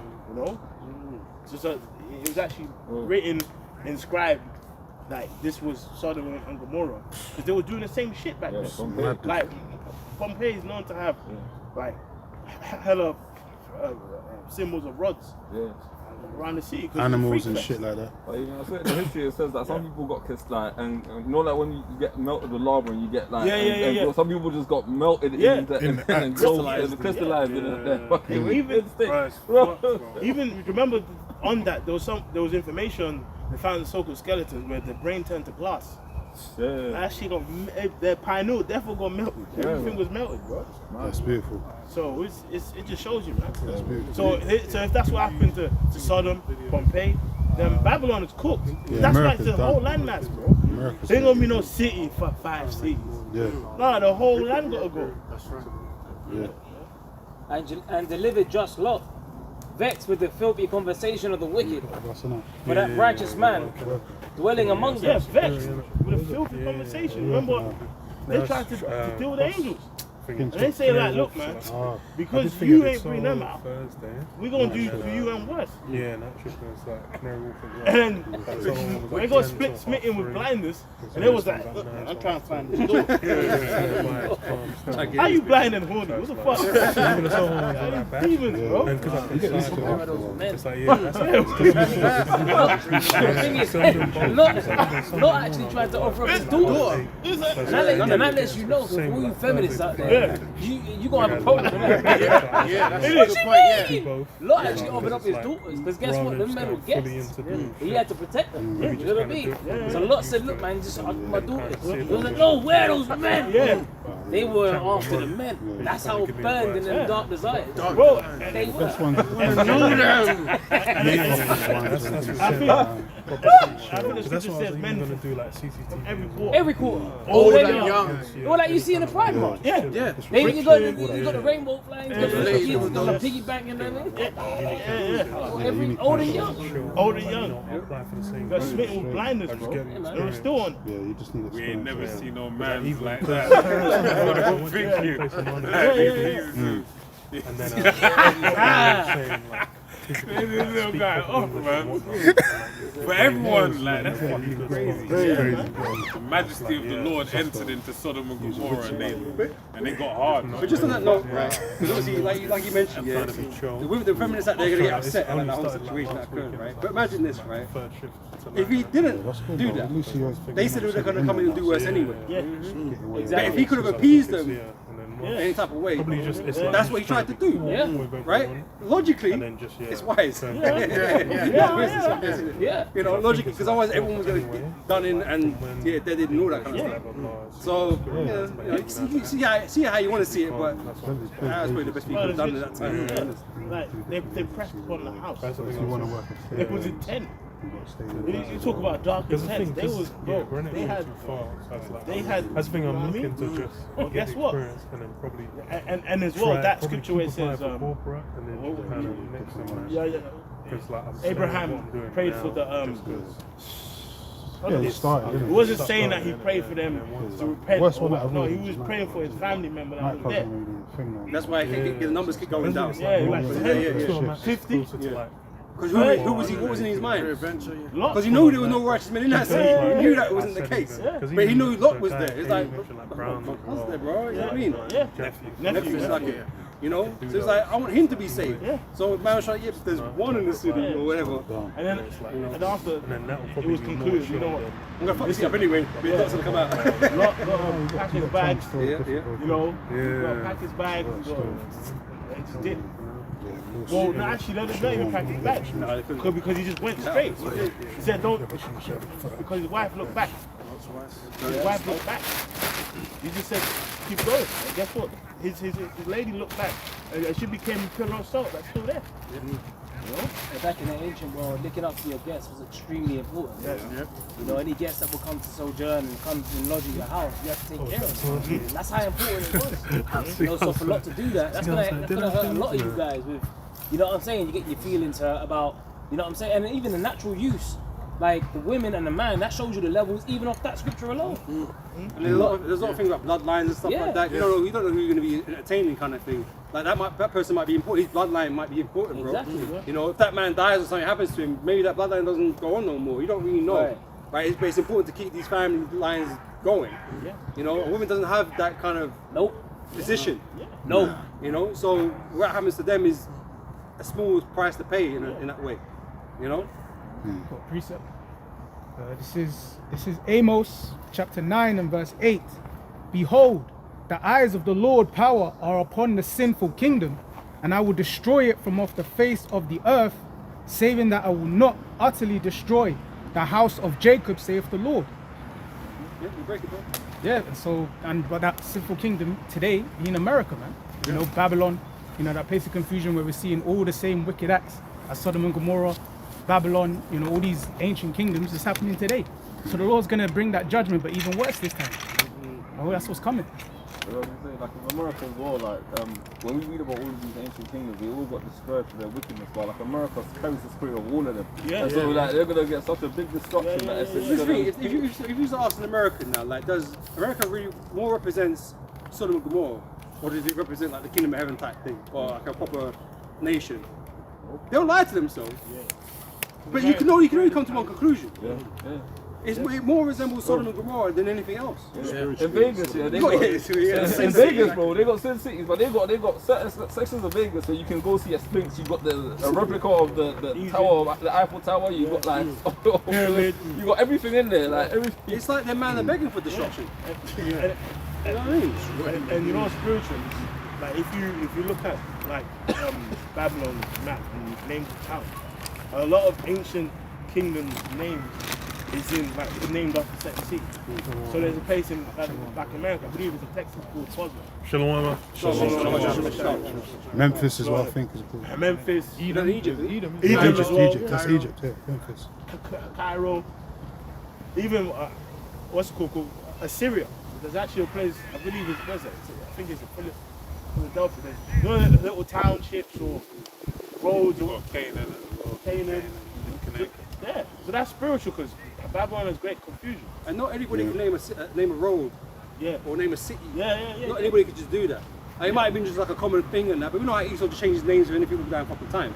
So if a name is a road or a place is named something, it's named because someone has some sort of influence or power over that place. You know? Yeah. So it shows you them men are all juiced into the dark arts, man, and them ancient histories and shit. Yeah. You know? Because they represent all those ancient ways. Yeah. You know? What precept? This is Proverbs 15:3. The eyes of the Lord, Yahweh Ba'ashim Yahweh Shai, are in every place, beholding the evil and the good. Yeah, which is his angels. You know? They shine 10,000 times brighter than the sun. So it don't matter if you're in your secret dens and councils, you know, doing shit. Your Lord sees everything, man. So that's why they're afraid. They know when the Lord comes back, they ain't making it. They know they ain't making it. That's why they're getting ready. You know, they're doing their bunkers. Ah, yeah, this cage. They know. You know what I mean? It's sort of like a dude at school that was being bad all day, and he knows when his dad comes through the door, it's dark. That's what Esau knows. He knows he's gonna get his fucking arse whooped. He's just waiting to the father, you know what I mean, of spirits. He sends his son to come and, you know what I mean? Man's being like he's the last day on earth, man. Yeah, basically. Wisdom of Solomon chapter 2. You know, that's that YOLO spirit. Yeah. You know, let us crown ourselves with rosebuds. You know what I mean? Until they be withered. You know? What's the costly wine? How lot is this? Bad mentality to have, by the way. Yep. I got one. Isaiah chapter 5 verse 20. Woe unto them that call evil good and good evil, that put darkness for light and light for darkness, that put bitter for sweet and sweet for bitter. So here it is, they'll support America and their endeavors and that, but they'll criticize the men of the Lord that are on the highways and byways. Try and teach them the truth. She's trying to show you how things are supposed to be. Right? How things are not meant to be. You know, but you want to come up against us and say we're the devil, then acknowledge that America's the fucking devil. Yeah, Babylon, the great. Esau the devil. Yeah. The mother of harlots and abominations in the earth. Oh no, it's not us. It's somebody else, some Arab nation or some shit. Whatever, man. And it's funny. It's like they actually can't escape that fact that you're the most influential nation on the earth, and in every time period it's been. Bro, no one cares about Pakistan, bro. Like, no one's influenced by Pakistan, bro. Like, you're influenced by America. Yeah. You know what I mean? They got Bollywood. Oh, in Nollywood. Yeah, that's it. Everyone's Black influenced. British, bro. I'm Black British.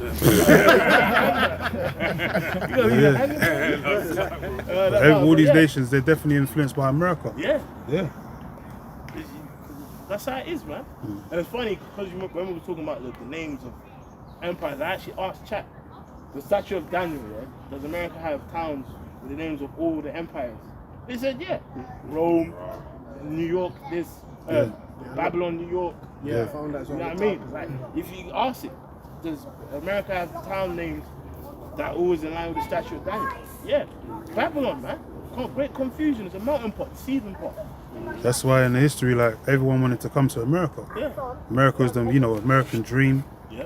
And all that. Even like when you watch your like biopic of Bruce Lee, because he was a major Chinese star, but he was like, nah, I want to be greater, so he had to come to America because he knew if he went to America, that's when he'd be international. Yeah, you'd be international, and that's what That he did. spirit's dying now, man. Yeah, that's why that inspiring spirit of coming to America to make it.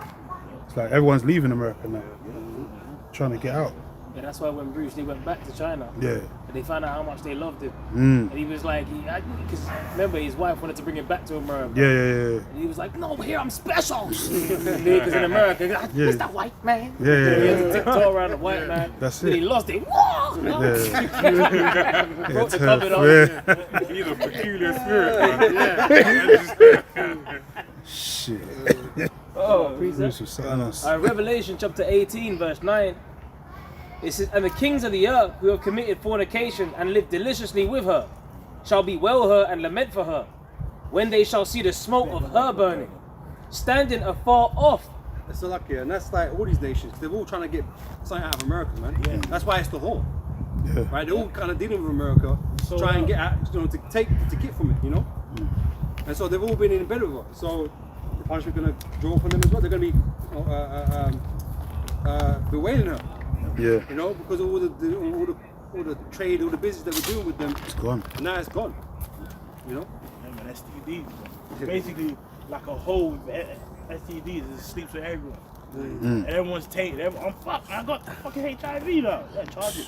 Well, Esau said you can cure it now. Yeah. So don't worry about it. Just keep doing it. Yeah, you see? see, that's how I know Esau's wicked. Yeah. Instead of saying, Nah, men stop dealing with men, stop freaking around, all of this. Actually, I'm just trying to find a way if you can do it. Safe, which is the serpent. Yeah, it's wicked as hell. You shall not surely die. yeah. You know what I mean? Nah, he's so well go. Yeah, that's why John didn't he wonder after they. Yeah. Because she was so glamorous. Yeah. Captivating. She was thick. You know? All the right curves and all the right faces, some perky tits. Yeah, perky. Nipples all just. Yeah. He actually saw that. Feet done. The angel had to snap him out of it. Angel had to snap him out of it. Like, get out, man. Like the woman in red dress in the Matrix, isn't it? Yeah. that's it. Yeah, Look again, innit? Yeah. Look again. You know? He had to snap out of it, man. Yeah, he's like, It says Like, this standard. woman's peng. Like, there's some peng buff Edomite thing in my head. That's alright, brother. It says, standing afar off for fear of her torment, saying, alas, that great city Babylon, that mighty city, for in 1 hour is thy judgment come. And what's interesting about it, because I remember one of the apostles back in the day, I can't remember who it was, but he basically said, that in another dimension it's already happened. Yeah. Seen the vision. Yeah, that's it. Where he's already seen it, he saw it, so we're just waiting for it to happen. Yeah, it's manifest. It's sort of like, what is it? Is it Revelation 9, where he saw Kaiser Wilhelm and all that? Oh yeah. Revelation So it's World War One. Yeah. But that eventually happened. Yeah. So it's like with Babylon America isn't any different. No. We're just waiting for it to happen. Yeah, that's it. You know? Manifest. Things which must shortly come to pass. They're trying to play with that concept, but not doing a good job, as good a job as it with that new movie coming out, that Doomsday movie. Like where man are like going into different time zones and doing different things, and the man comes and he collects all the different parts of the earth and builds battle and makes a whole new. Avengers, Doomsday, innit? I mean, they're playing with that similar type of concept with different dimensions and different lives and all of that. Multiverse. Yeah, that multiverse shit. Man. But Esau knows his time's up, man.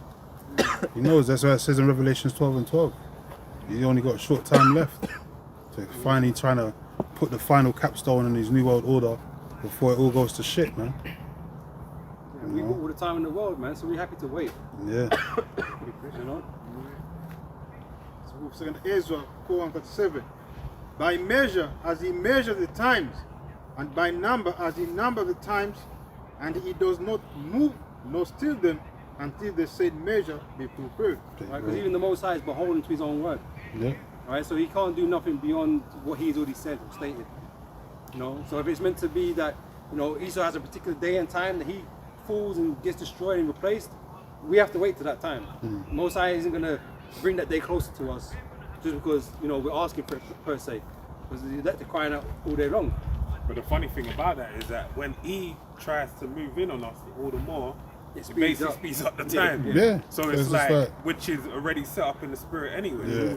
So it really shows you that, hey, there could be, it's like Balak and Balaam, man. Anytime, Balak was asking, yo, curse him and do this.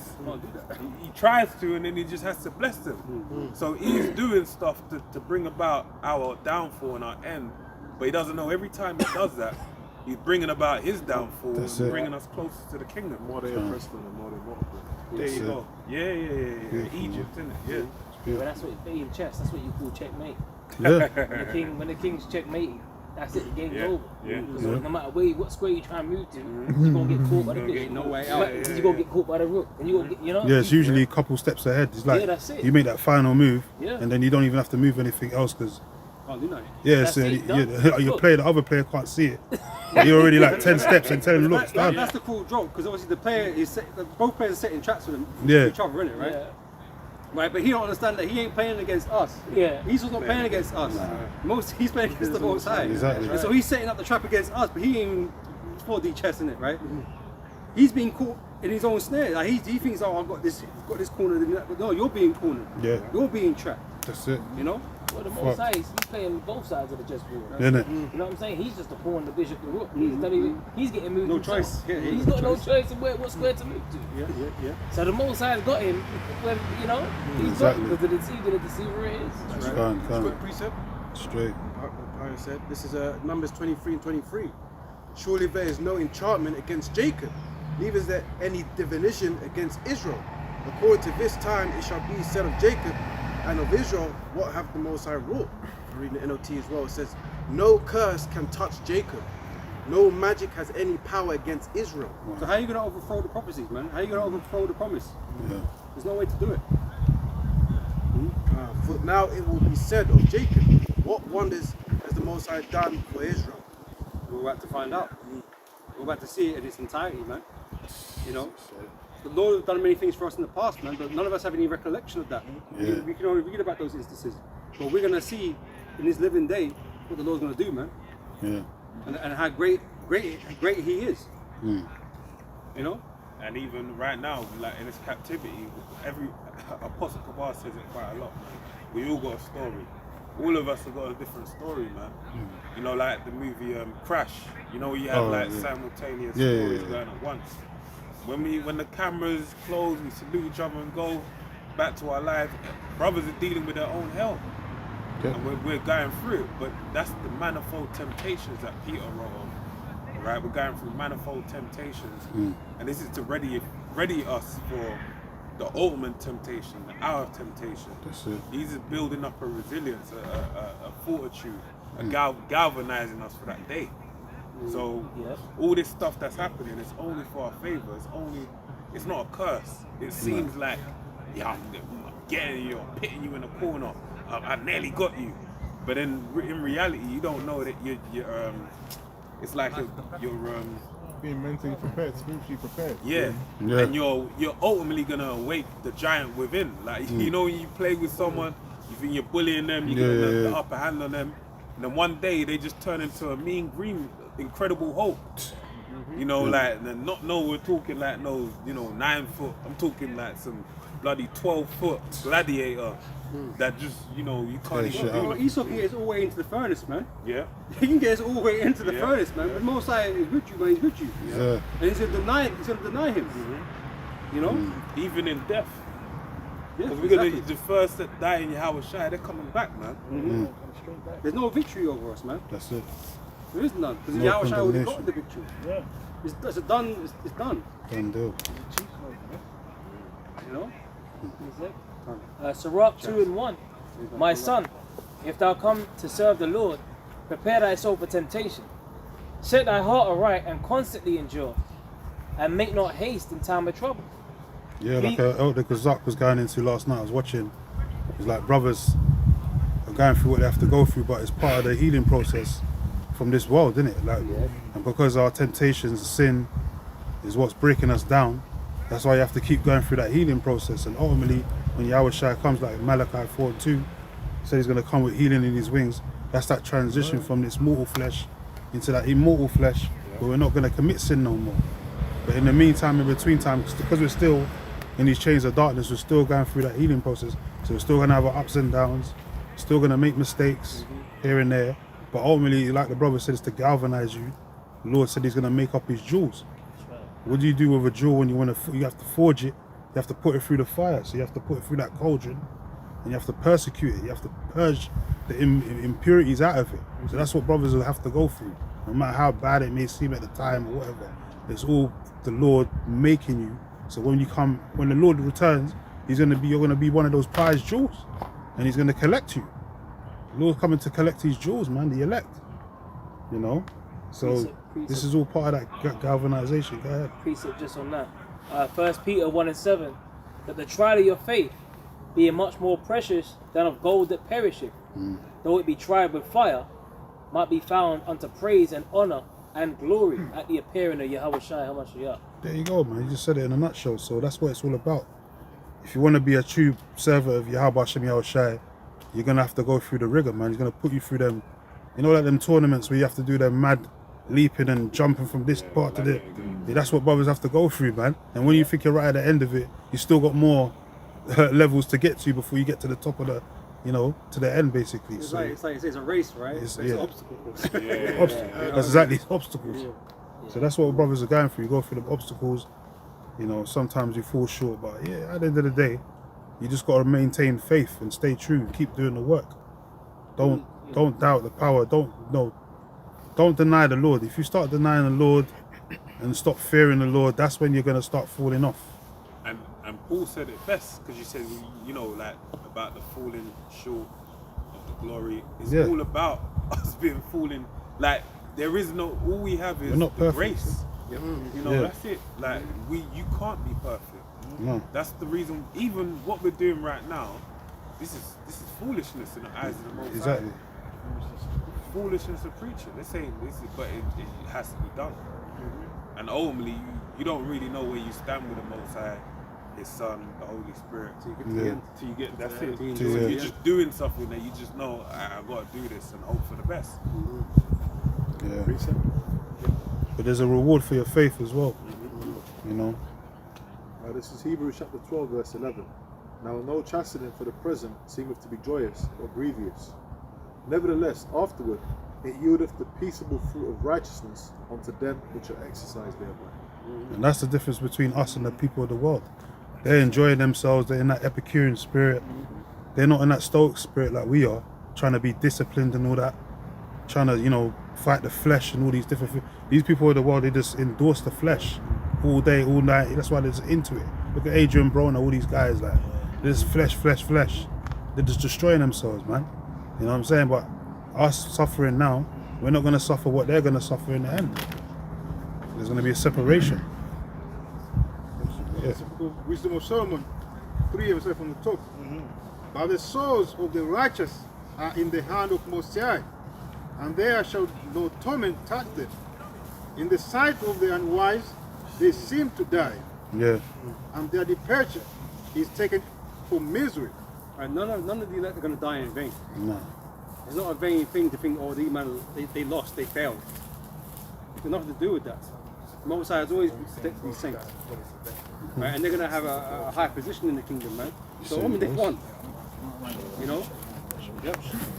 And they are going from us to be utter destruction, but they are in peace. For though they be punished in the sight of men, yet is their hope full of immortality. And of being a little chastised, they shall be greatly rewarded. For Most High proved them and found them worthy of himself. And about being found worthy, man. So yeah, we have to go through these things. This is the part of showing the Most High that we're worthy. You know, because we've done a whole lot of bad, and we don't deserve anything really. Yep. So now the Most High is basically how he's separating the elect from the rest of Israel. Who's worthy, right? Who can endure for me? Who can go through these things that I've set before them? Because then they're worthy to obtain the kingdom. You know, like the fire on one side and the great waters on the other side. Yeah. Right? It's a test, right? It's perilous on either side, man, to try and get to the kingdom, but you got to pass through it to get the inheritance. You know, so the Lord is he's finding out who's worthy. You know, he knows who's worthy or not, but we have to walk that walk still. Yeah. You know. It's like Job, like, you know, if you tried my servant Job. So that's how the Lord's looking at every brother as part of the elect. If you try my brother Yakanan, if you try my brother Kaya Allah, if you try, you gotta be tried. Man. You know. That's how like legends are. Signs. It's all being written. In the kingdom, it's gonna be, these actions are gonna be forever written. Well, the book of life there already. Right. Yeah. You know. So the exploits of the elect and everything is there written.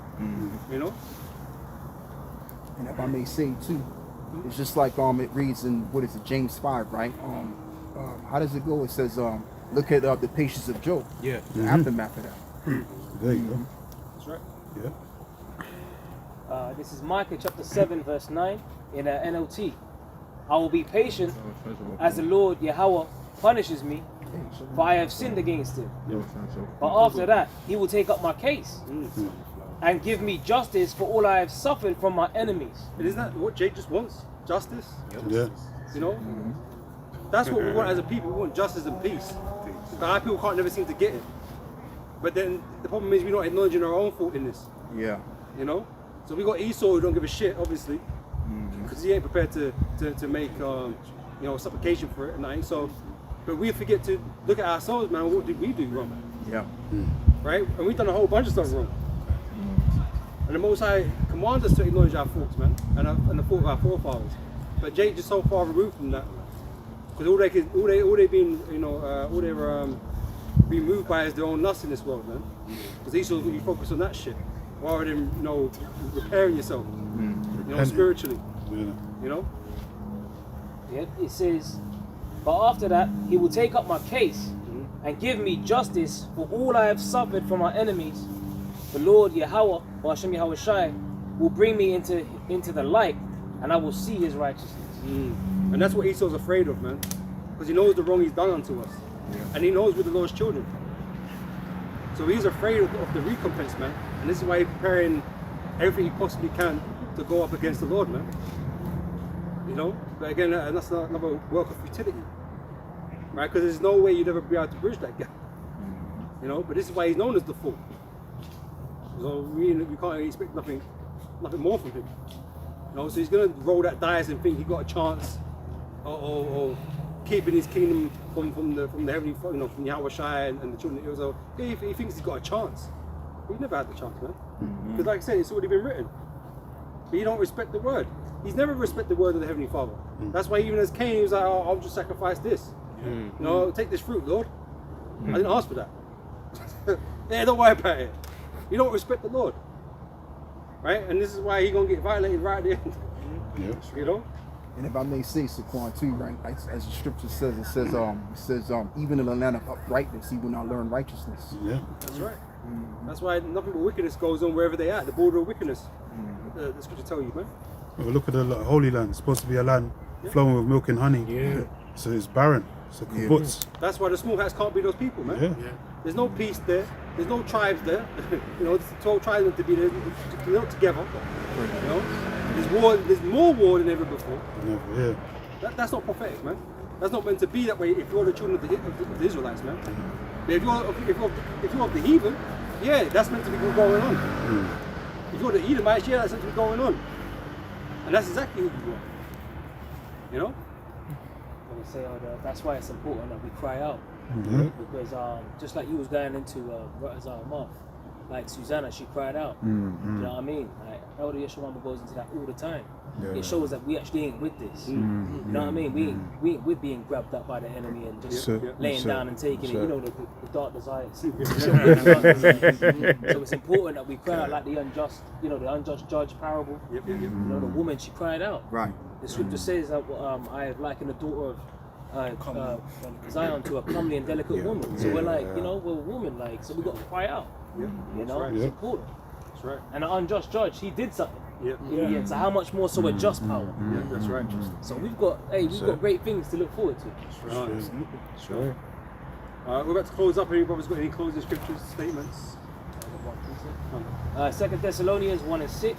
Seeing it is a righteous thing with Yahweh to recompense tribulation to them that trouble you.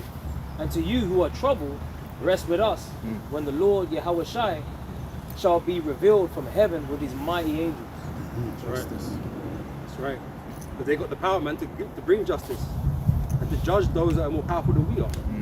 You know. So we're waiting, you know, with anticipation for that day, man. You know. Yeah, we want to end the day anyway. Nobody's been edifying, so. Hey, all praise and glory to Yahweh. Again, double orders unto the elders, the apostles, GMS. Shalom, that there's the whole full elect, man. So next time, shalom.